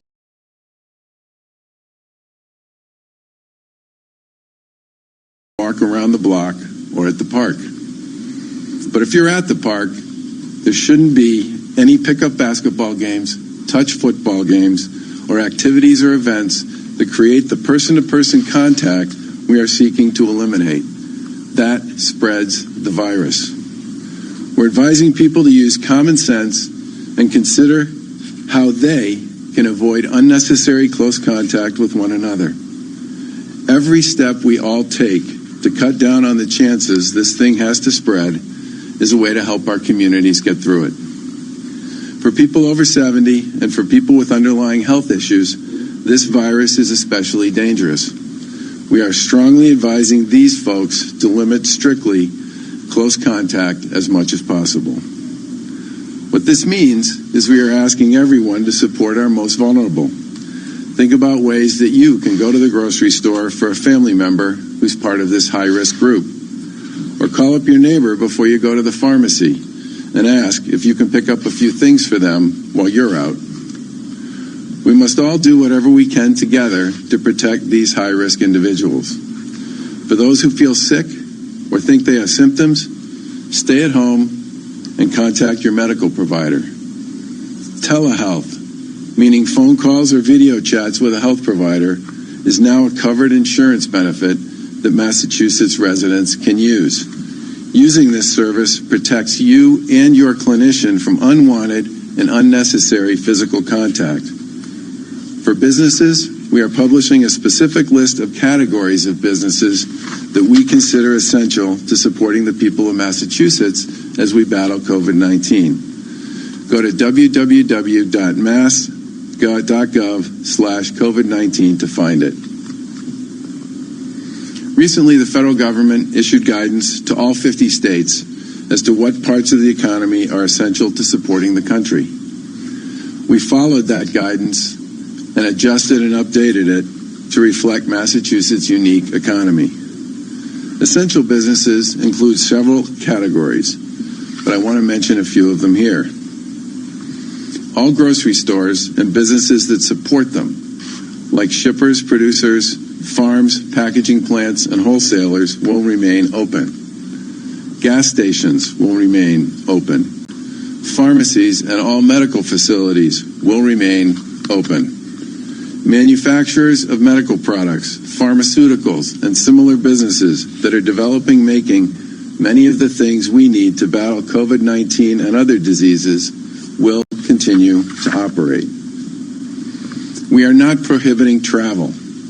Our transportation system, our roads, bridges, tunnels are open, and our buses, trains, and subways will continue to run. We will continue to ensure that these assets are properly maintained.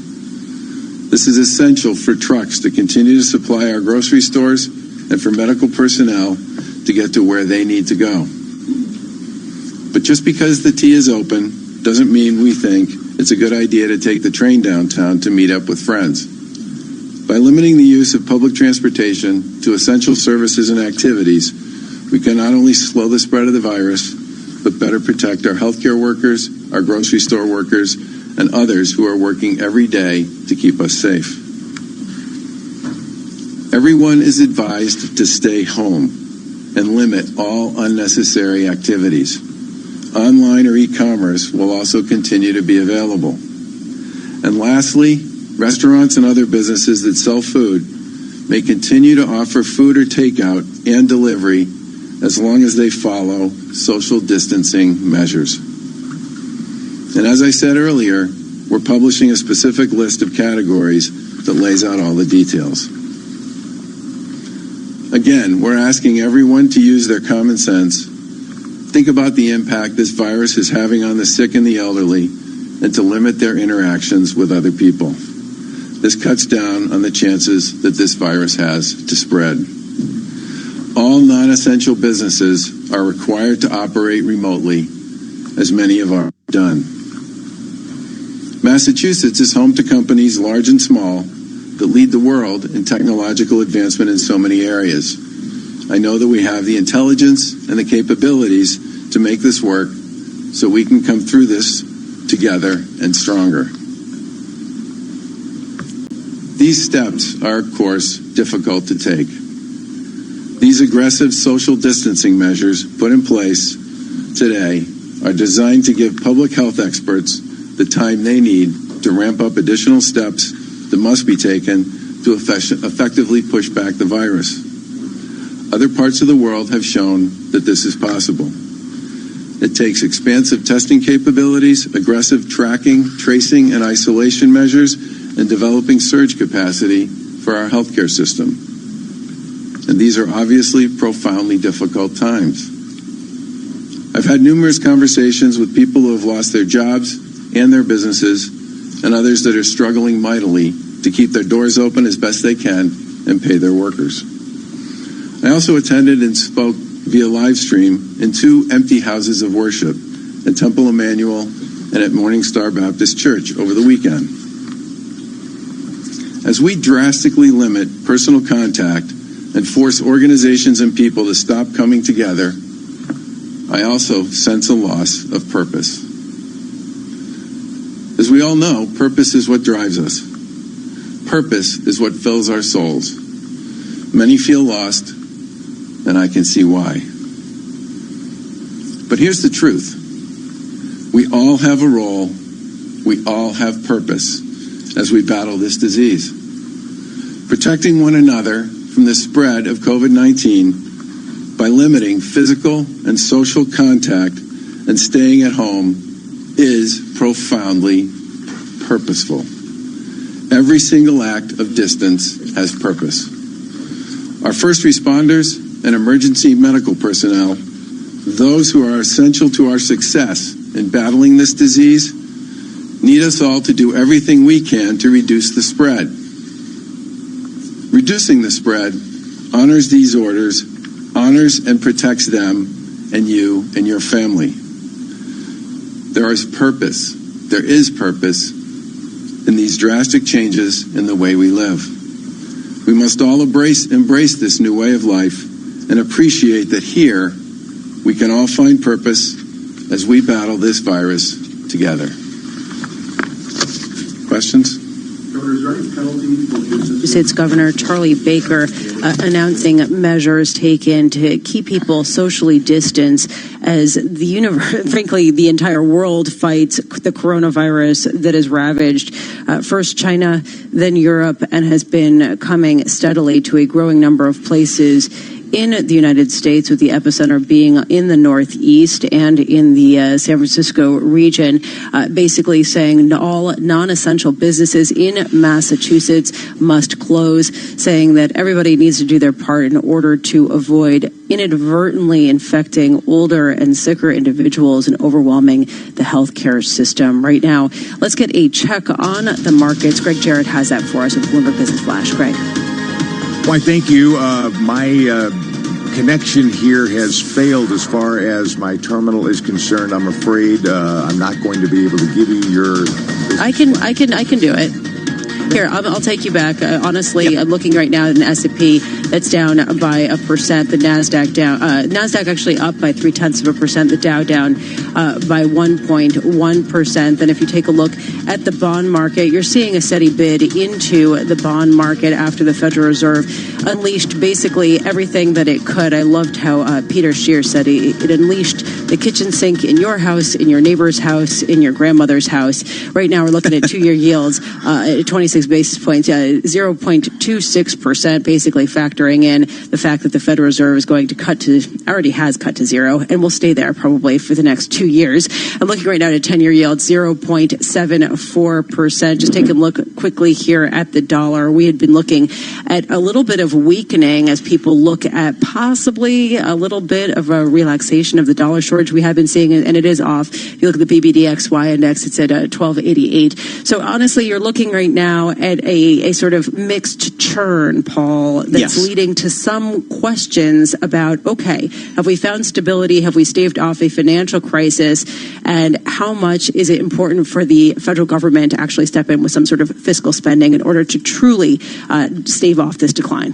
Yeah, absolutely. And clearly that's where the market is focusing now after this big move by the Fed. Let's bring in our good friend Kit Jukes, global FX strategist for Societe Generale. Kit, thanks so much for joining us. We know you're busy talking with your clients, keeping in touch with the market. Give us a sense of, we've seen the dollar, the DXY index just rally so dramatically over the last couple of weeks.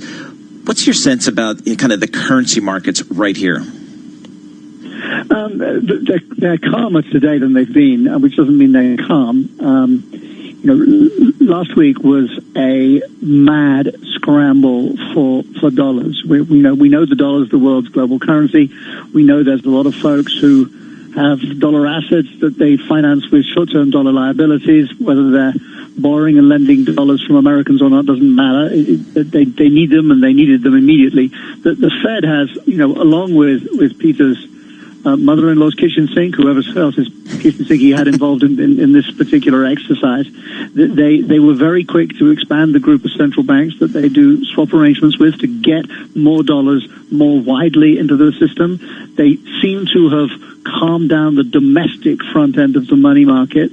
But it's a huge problem. So on any given day we look at it, and I couldn't promise you that we wouldn't start feeling dollars tight again later this evening, before I go home. But today, as the Fed has ramped up yet again, the dollar is a little bit lower against the euro and the yen. The currencies that are still, it's a lot weaker, by the way, against things like the Norwegian kroner, for example, which is sort of getting itself out of jail. But it's still the weakest currencies are sort of half related to that, which are the ones which are most oil sensitive. So some of the emerging market currencies are weak generally. The oil sensitive currencies, they have a whole problem of their own, really, with the collapse in oil prices that gave them this kind of unique double whammy. But the Fed is doing a fantastic job of doing more than the ECB did when they did whatever it takes. If everything is bigger than that, then this is where we are. And Kit, I think most of the people who I was speaking with over the weekend agreed with you, but they still felt rather catastrophic. And I'm wondering, from your perspective, there is a feeling out there, a very big fear that all of the borrowing, the leverage that was built into the system with especially emerging markets borrowing in dollars and corporates around the world just borrowing as much as they could to do things like, share buybacks and pay out dividends, that the Fed can't stop this, and that possibly fiscal stimulus can't either, and the system just needs to kind of exhaust itself before people can really start to reassess the damage. Do you think there's any credence to that view? I'm worried about that being true. I think central banks can get to grips with this. That there's a problem that comes later, which is that if corporate America, for example, has re-levered itself since the financial crisis, so there's even more leverage than there was last time, is it great that we all get sorted out with infinite free short-term money to make everything okay? We do actually have to clean the system out. So, but I don't think we need to clean it out in the middle of a human crisis. Thanks. That's not a useful piece. So I do think that we will get through. But you're right. It's enormous. Again, over the weekend, the charts that were being floated around were all Armageddon ones in terms of how bad some of these things, outflows from bond funds, from ETFs, the weakness that we were seeing in things, what I think, if there's a crumb of comfort, is that what we've learned over several cycles now is to go in large not worry about inflation, and to tidy up later, but go in and really make sure that the financial system doesn't make the economic problems and the real life problems worse than they have to be already. I think they'll succeed, but I am not anything other than anxiously staring at screens all day. Like the rest of us. Exactly.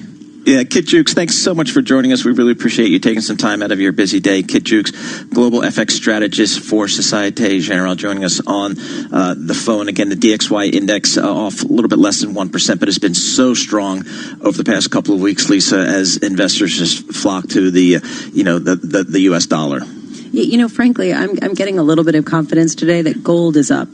That spot gold is up, because there was a fear last week that everything was broken with bond yields rising and gold prices falling, and this idea that you could just sell whatever you can, and there wasn't really a bid for anything other than cash or dollars on the other side of it. And it does feel like there is a different tone today. The question is whether it will be enough to really lubricate the system and get people to have conviction going into riskier credit at a time of a really uncertain economic backdrop.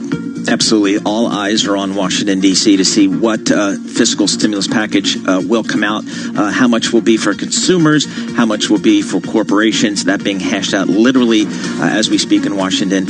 Expected perhaps something this evening. This is Bloomberg. This is a Bloomberg Money Minute. Stocks sinking as investors are waiting on progress on a spending package from Congress to tackle the economic fallout from the coronavirus. Meantime, the Federal Reserve announced a massive second wave of initiatives to support the economy. That includes actions to keep borrowing costs low and setting up programs to ensure credit flows to companies and state and local governments. CVS Health said it plans to hire 50,000 people to tackle surging demand for drugstore services and health goods during the coronavirus outbreak. The drugstore chain said it plans to hire store workers, delivery drivers, distribution center workers, and customer service employees. Philips is ramping up production of ventilators to double output within the next 8 weeks and is targeting a fourfold increase by the third quarter.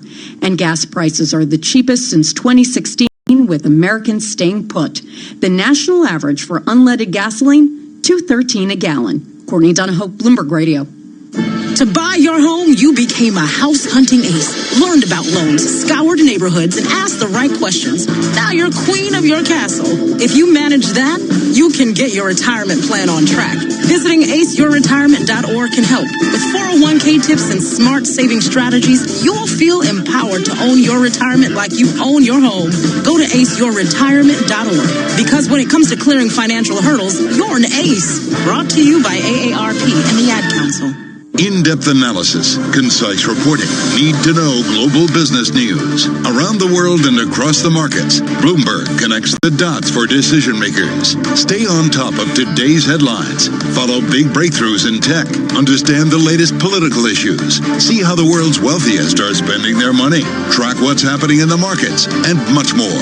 Subscribe today to Bloomberg, the global standard for business reporting. Get it all at Bloomberg.com/subscriptions. The puck drops. 12 players face off to win. The suspense is pure torture, but you wouldn't miss this for the world.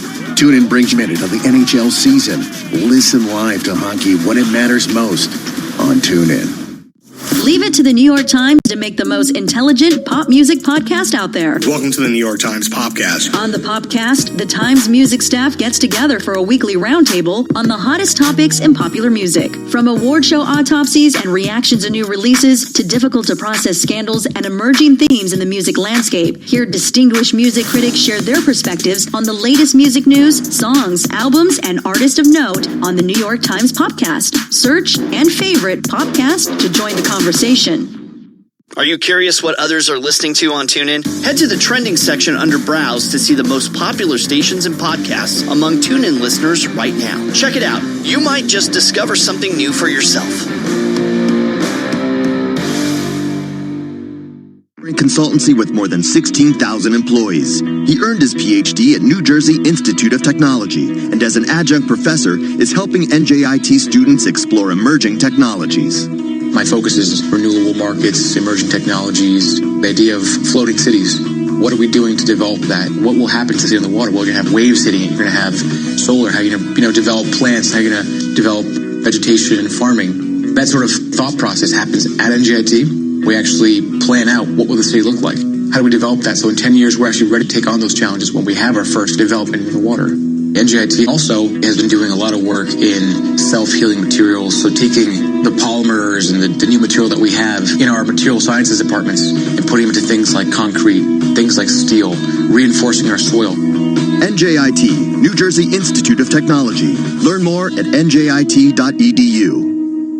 Not completing high school is more of a social thing than it was an academic thing. I came out in the 11th grade. Nobody was embracing you. The kids were cruel. It was very difficult to be gay. Even though all these years have passed, I still had that longing to have my diploma. The hard part was determining that I was going to do it, but I definitely didn't do it alone. At age 30, with the help of her mentor, Carissa finished her high school diploma. I have a mentor, Maria. She convinced me to continue my education and to finish what I started to get my diploma. Just never judges. She's a true role model. If you're even considering getting your high school diploma, go get it. You can do it. No one gets a diploma alone. If you're thinking of finishing your high school diploma, you have help. Find free adult education classes near you at finishyourdiploma.org. That's finishyourdiploma.org. Brought to you by the Dollar General Literacy Foundation and the Ad Council. To protect his home and family from disaster, Steve used courage, wisdom, and his camera phone. That should do it. Way to go, Steve! By simply taking digital pictures of his family's important documents, Steve can always have them stored safely online, no matter when disaster strikes. Learn other simple ways to protect your home and family before a natural disaster at ready.gov. That's ready.gov. A message from FEMA and the Ad Council. Interconnect here. Let's start with the national security implications of this. Balance of Power with David Weston. What could the United States do to help? Weekdays at noon Eastern on Bloomberg Radio. Bloomberg, the world is listening. Higher education, including $3 billion for assistance. Broadcasting live from the Bloomberg Interactive Brokers Studio in New York. Bloomberg 1130 to Washington, D.C. Bloomberg 99.1 to Boston. Bloomberg 106.1 to San Francisco. Bloomberg 960 to the country. Sirius XM Channel 119 and around the globe. The Bloomberg Business app and BloombergRadio.com. This is Bloomberg Markets. Coming up, the Fed throws in the kitchen sink, the bathroom sink, the neighbor sink. That's what Peter Cheer had to say. We'll speak with Michael McKee about exactly what the Federal Reserve is doing, taking on both liquidity risk and credit risk, plus a look at the fates of the thousands, perhaps millions of Americans getting laid off. Right now, though, let's head over to Charlie Pellet for a Bloomberg Business Flash. Charlie. Hi, thank you very much, Lisa. Once again, good morning, and here's where we stand. We begin right with the numbers. I'll give you the story behind the numbers in just a moment. S&P now down by 31 points on this Monday morning, down 1.3%. Dow Jones Industrial Average dropping 233 points. That is a decline of 1.2%. NASDAQ, though, eking out a gain up 15. That is a gain of just about 0.2%. Bottom line here, stocks clawing back some early losses as investors await progress on a spending package from Congress to tackle the economic fallout from the virus. Measures of corporate credit risk ease. The dollar fell after the Federal Reserve announced a massive second wave of initiatives to support a shuttered American economy. We've got the 10-year up 1 and 4/32. Yield right now 0.73%. Gold advancing almost 2%, up $29 the ounce at $15.28. West Texas Intermediate crude down 0.3%, down another 6 cents a barrel at $22.56 on West Texas Intermediate crude. Some of the other stories that we're following for you, we've got General Electric's aviation division cutting 10% of its U.S. workforce as the coronavirus outbreak saps demand for commercial air travel and upends the global economy. GE shares, they're down 0.9%, but among the airline stocks today, Delta rallying 3.5%, American Airlines Group up by 4.6%, and Southwest up by 3%. Keep it locked into Bloomberg Radio for the very latest. Again, recapping here, S&P 500 index down 29. That is a drop of 1.3%. I'm Charlie Pellet, and that is your Bloomberg Business Flash. Charlie Pella, thank you so much. We appreciate that. Well, certainly the news of the morning is the Federal Reserve unveiling unlimited quantitative easing to aid for businesses and states. To get some details, we welcome our good friend Michael McKee, international economics and policy correspondent for Bloomberg. Mike, thanks so much for joining us. What are the salient details here of what the Fed announced this morning? Well, I think the most important is the unlimited QE and the fact that they're starting this week by basically doing that. $600 billion, $75 billion in treasuries, $50 billion in mortgage securities every day this week. That dwarfs anything we saw during the QE 1, 2, and 3 period. So they are going all in on that. And then the fact that they're buying corporate bonds now. They're setting up a special purpose vehicle. The idea is keep these things off the Fed's books. Technically, they're not allowed to buy corporate paper. So by setting up a special purpose vehicle, they can sort of get around that. And you mentioned that the Fed is putting up for this. It's also the Treasury Department. In the corporate bond programs and the asset-backed program, the Treasury is taking an equity stake in that as well. So they're working together on that. And one important thing to keep in mind is that if the stimulus bill puts more money into the Exchange Stabilization Fund at the Treasury, as it's sort of scheduled to do, they could ramp these up even farther and buy even greater amounts. So the Fed and Treasury working together to do as much as they can to try to take some of the pressure off in the markets. So the Federal Reserve really sort of reinstating some of the crisis-era programs. The program you were talking about is TALF, right? The Term Asset-Backed Securities Loan Facility that they're reinstating. And basically the idea here is to create a way to lever up, to free up cash based on existing loans and securities that are held on dealers and investors' balance sheet. I'm trying to understand the credit risk that the Fed is taking on here. Yes, this is providing more cash to the system. Are they also essentially bearing the credit risk for these instruments too? Well, the special purpose vehicle will, at least for the corporate bonds, bear the credit risk. They are insisting that what you can put up is got to be investment grade, but they're going down to BBB minus. So they're willing to take some risk that some of this stuff may fall if the corporation is ultimately downgraded.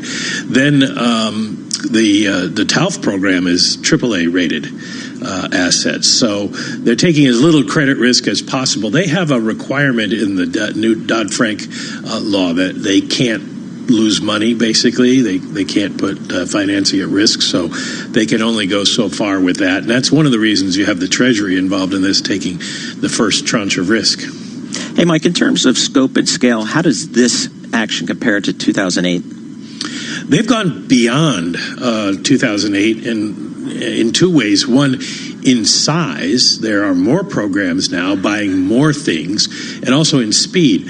There has, since 2008, been a doctrine sort of developed in economics called optimal control, which is a nerdy term for go big, go fast. When you're facing a crisis, throw everything you've got at it as quickly as possible to get ahead of it, and don't chase it down the market. Don't chase the market down. And so that's what they seem to be applying here. They seem to be all in on that. If we do everything we can now, it will put a floor under the markets. Obviously, the floor is going to depend on what your outlook is in the markets for how long this is going to go on. But the Fed is signaling it's going to do everything possible. Is it out? Does it have anything left? It doesn't have a whole lot left. Unless it could take on more credit risk. I'm not sure what else they could buy. They're pretty much buying every asset except equities, which they're legally prevented from doing. I have a bench over here. If they want it, they could have it. They could come get it. Yeah, we'll have a flea market sale. They can buy that. But the Fed is doing everything they can do. Now, they did mention that they're going to set up a Main Street lending program, but we don't have any details on that. It does seem to be tied to whatever comes out of Capitol Hill, and we'll see how that works. There was some thought at the Fed that they didn't really want to be in the position of being the lender to Main Street because they don't have the bureaucratic setup to do it, that banks would be better off doing that, and banks could be funded directly through the fiscal program. But it may be that the Fed's going to have a role here. Michael McKee, thank you so much for breaking it down for us. And we'll continue to get details and we'll bring them to you, but definitely throwing the kitchen sink at it. The Federal Reserve trying to cut out ahead of what will inevitably be a really difficult time in the economy. Michael McKee, international economics and policy correspondent for Bloomberg. Really amazing the speed and the scope to which they are acting. Perhaps they learned from the last time around. It does not help anything to be slow, certainly when Congress is not passing their bill in the fashion that everybody would like. Right now, let's head over to Nathan Hager. He's in our 99.1 studios in Washington, D.C. For an update there. Nathan. Lisa, thank you. More states are issuing stay-at-home orders to try to flatten the curve of the coronavirus spread. The Milwaukee Journal-Sentinel reports Wisconsin's governor is preparing such an order for his state. Massachusetts just ordered non-essential businesses to shut down. Governor Charlie Baker made that announcement moments ago. He says it will remain in effect through April 7th.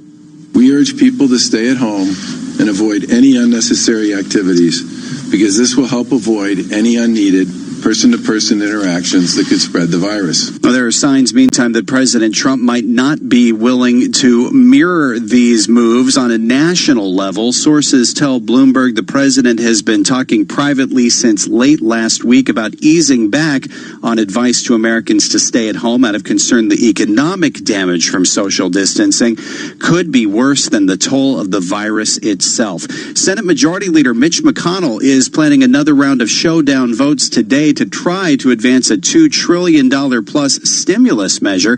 Senators on both sides of the aisle are sounding optimistic it will pass, despite Democrats voting down McConnell's latest proposal last night. And just in, Senator Amy Klobuchar of Minnesota, the former presidential candidate, has just announced through her Twitter feed that her husband has the novel coronavirus. Global news 24 hours a day on air and on Quick Take by Bloomberg, powered by more than 2,700 journalists and analysts in more than 120 countries. I'm Nathan Hager. This is Bloomberg. Lisa and Paul. Thank you so much, Nathan, for that. There's a big question, Paul, that I'm curious about right now, which is with all of the potentially millions of people getting laid off, with the questions about the supplies, given the supply chain disruptions, what are sort of the protections and the focus is going to be on the consumer, how they are going to navigate through this water.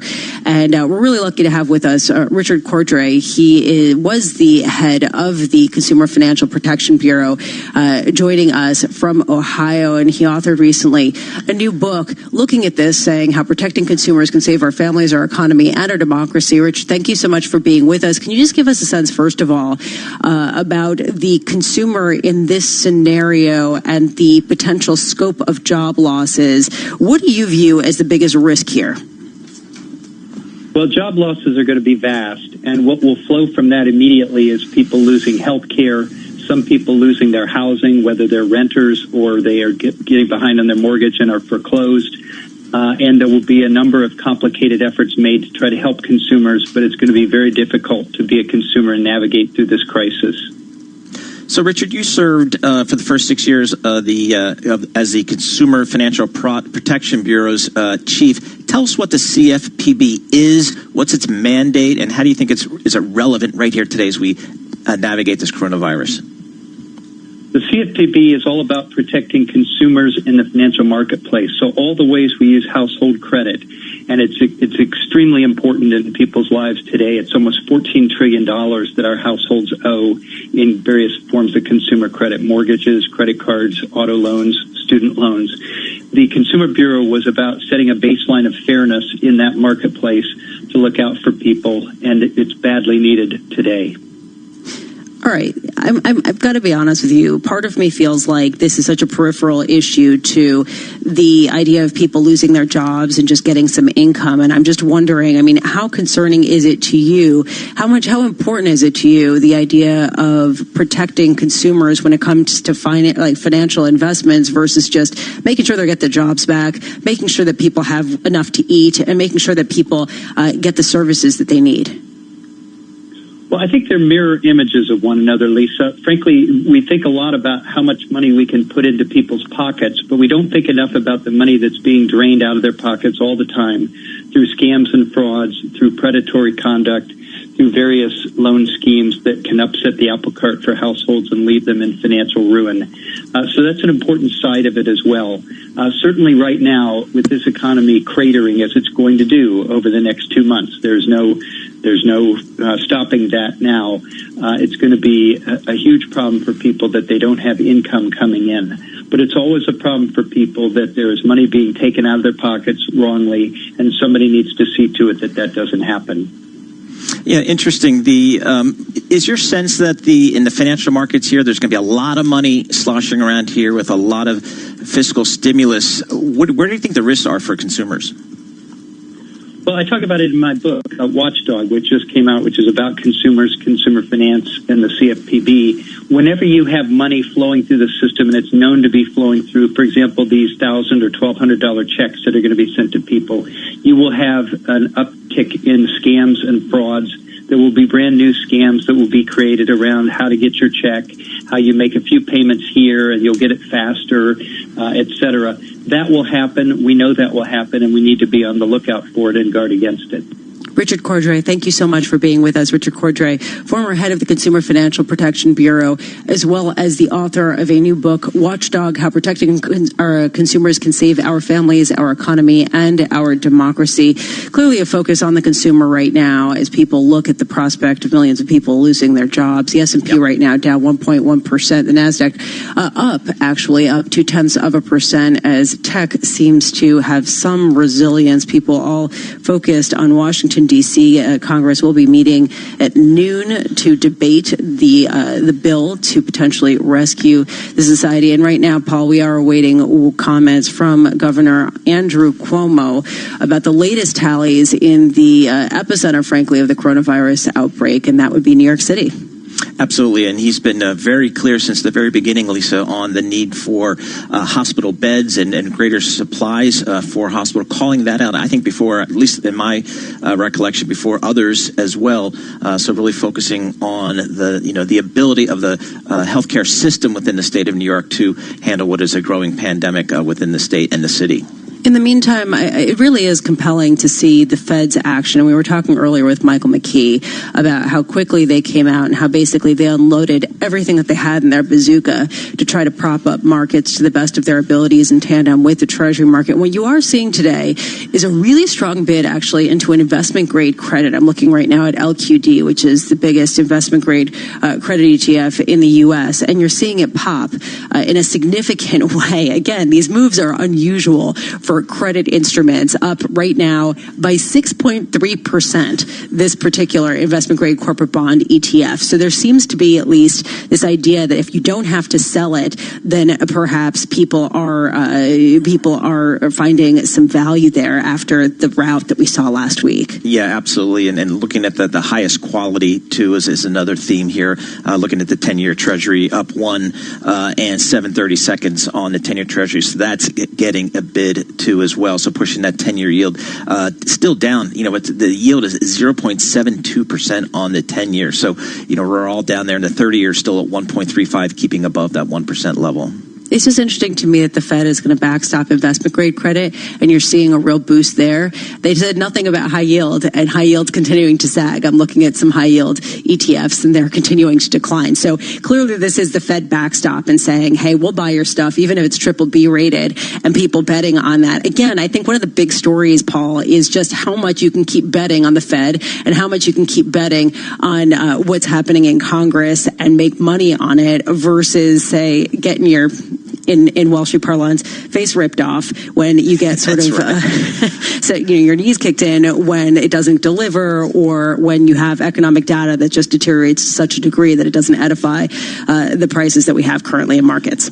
Yeah, exactly. And just again, speaking about the Wall Street economist reports we saw coming out over the weekend with dire forecasts for second quarter GDP contraction, as much as I think 30% from the case of Morgan Stanley. But I think back to that Goldman Sachs report that came out, I think Friday, and 6% down in Q1, 24% down in Q2, but then kind of 10 to 12%, 14% increases in Q3. 10% increase in Q4, that decidedly V-shape recovery. No one's talking about V-shaped recovery. Yeah, maybe in markets, but they're not talking about it with an economy. I mean, how can you get people back online in that quick of a speed? And then also consumer confidence. How do you get people to go out there and spend and lever up and spend more after they just lost their job with no warning?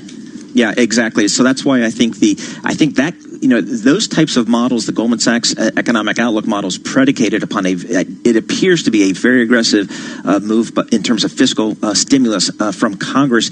And as of right now, we're just not getting it. And some of the politics, which I think John Farrow took Senator Elizabeth Warren to task a little bit in challenging her this morning in his interview, really kind of goes to the forefront here, which is the market is absolutely waiting on aggressive and timely fiscal stimulus, and we just don't have it as of right now, and that's why I think you have the S&P reversing earlier gains and down 1.5%. Yeah, there's still a lot of unknowns, right? And I mean, how do you even begin to price this? You know, when you read the Economist's notes, one of the things that really caught my attention over the weekend when I was reading different analyses was just the lack of conviction. Everyone was like, this could be it. Could not be. I don't know. Right. I'm just, a human.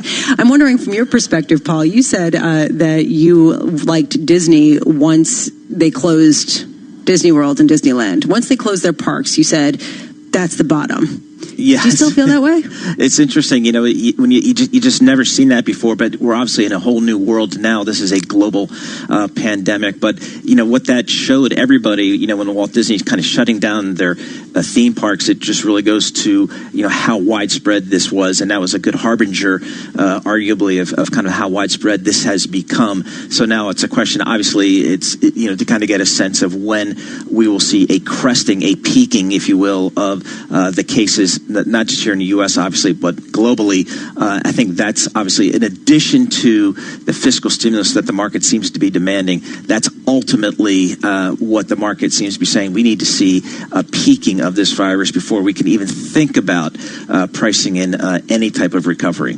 Right now, actually, let's get to find out what the markets are speaking. Charlie Pellet speaks markets. Charlie. Thank you very much. And the language looking not so good this morning with another drop for the Dow, the S&P, and NASDAQ. We'll get right to the numbers. I'll give you the story behind the numbers in just a moment. S&P now down by 43 points. We're at 2261. That is a drop right now of 1.9%. In your year-to-date column, S&P down 30% for 2020. We've got the Dow down 359 points, a drop right now of 1.9%. NASDAQ is down 31, a decline there of 0.5%. 10-year up 1 7/30. The yield checking in at 0.71%. Gold surging 2.1%, up $31 the ounce at $15.30. And West Texas Intermediate crude trading flat right now, $22.64 a barrel. Brent crude, the global benchmark, $25.87. That is a drop of 4.1%. I'm Charlie Pelleton. That's your Bloomberg Business Flash. Charlie Pellet, thank you so much. We appreciate that. We are awaiting comments from New York Governor Andrew Cuomo. That'll be coming up in just moments. But obviously the news of this morning is the Fed action, essentially unlimited quantitative easing, really giving a bid to the credit markets here. Nobody better to talk credit than our good friend Alex Harris from Bloomberg News. She covers all things on the fixed income beat. Alex, what do you make of the Fed here today? Pretty big move on their part, no? Well, what's interesting, Paul, is that actually, when all was said and done and we looked at the numbers on Friday, the Fed had purchased, at that point, 62% of the $500 billion in treasuries they said they were going to do. And it was just sort of seemed like an inevitability that the goalpost was going to get moved on that front because, what they're trying to do with, now what we're calling unlimited quantitative easing is they're trying to get the liquidity moving in these markets. They're trying to get the cash market unstuck. And so they're realizing that's providing that seems to be a bit more challenging than I think they had thought. So just easy at this point to go to unlimited. Alex? But Alex Harris, we're going to keep going with this after right now. We do want to get New York Governor Andrew Cuomo. I apologize for cutting you off. He's going to give an update on the spread of the coronavirus and the epicenter of it in the United States, which is New York State and New York City. Let's take a listen. And he's now with McAndrews and Forbes. Robert Mujica, the budget director. Cara Kennedy Cuomo, who gives me great joy that she is going to be helping us out. When I was her age, I came and worked with my father in this room as special assistant to the governor for $1 a year. My father never gave me the $1 a year. I will give you the $1 a year. But she's not working for obvious reasons, and she's here to help, and that's a joy to me. Melissa DeRosa, who everybody knows, she worked for President Obama. She was Chief of Staff to the Attorney General. She's been working with me for 7 years. She's current Secretary to the Governor. Larry Schwartz, former Deputy County Executive Suffolk, former Deputy County Executive Westchester, former Secretary to the Governor Patterson, then former Secretary to the Governor under Governor Cuomo, 2011 to 2015. And Bill Mulrow, a financial expert, Secretary to the Governor 2015 to 2017. The reason I wanted you to meet these people, in some ways it's like putting the band back together, but it's also the most competent group of government professionals that you could put together to address this difficult time. I've worked with these people for 30 years. We've gone through all sorts of different situations together. We did Superstorm Sandy together, the Ebola virus together. We've had problems with the federal government. We built airports, roads, bridges. So they are just the best team that you could have working on behalf of the state of New York. And I thank them all very much for their help and their assistance and their volunteerism, because most of them are not getting paid. You're getting $1. The increase in the number of cases continues, and that is what we're watching every day. They see it as an upward trajectory. I see it as a wave that will break at one point, and the question is, what is the point of the break? And when the wave breaks, does it crash over the healthcare system, right? That's what we've been talking about. So 2 tracks simultaneously. You have to reduce the spread of the rate of the virus, the rate of spread of the virus. You're not really going to control the spread, but you can reduce the rate of the spread so you can handle it in your hospital system. That's what every state is doing. That's what this is all about. How do you reduce the rate of spread? Reduce the density, do more testing, isolate the people who test positive.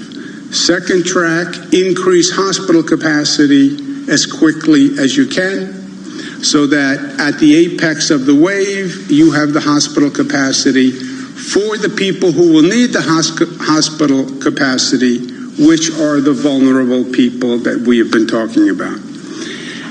Reducing the spread, density control.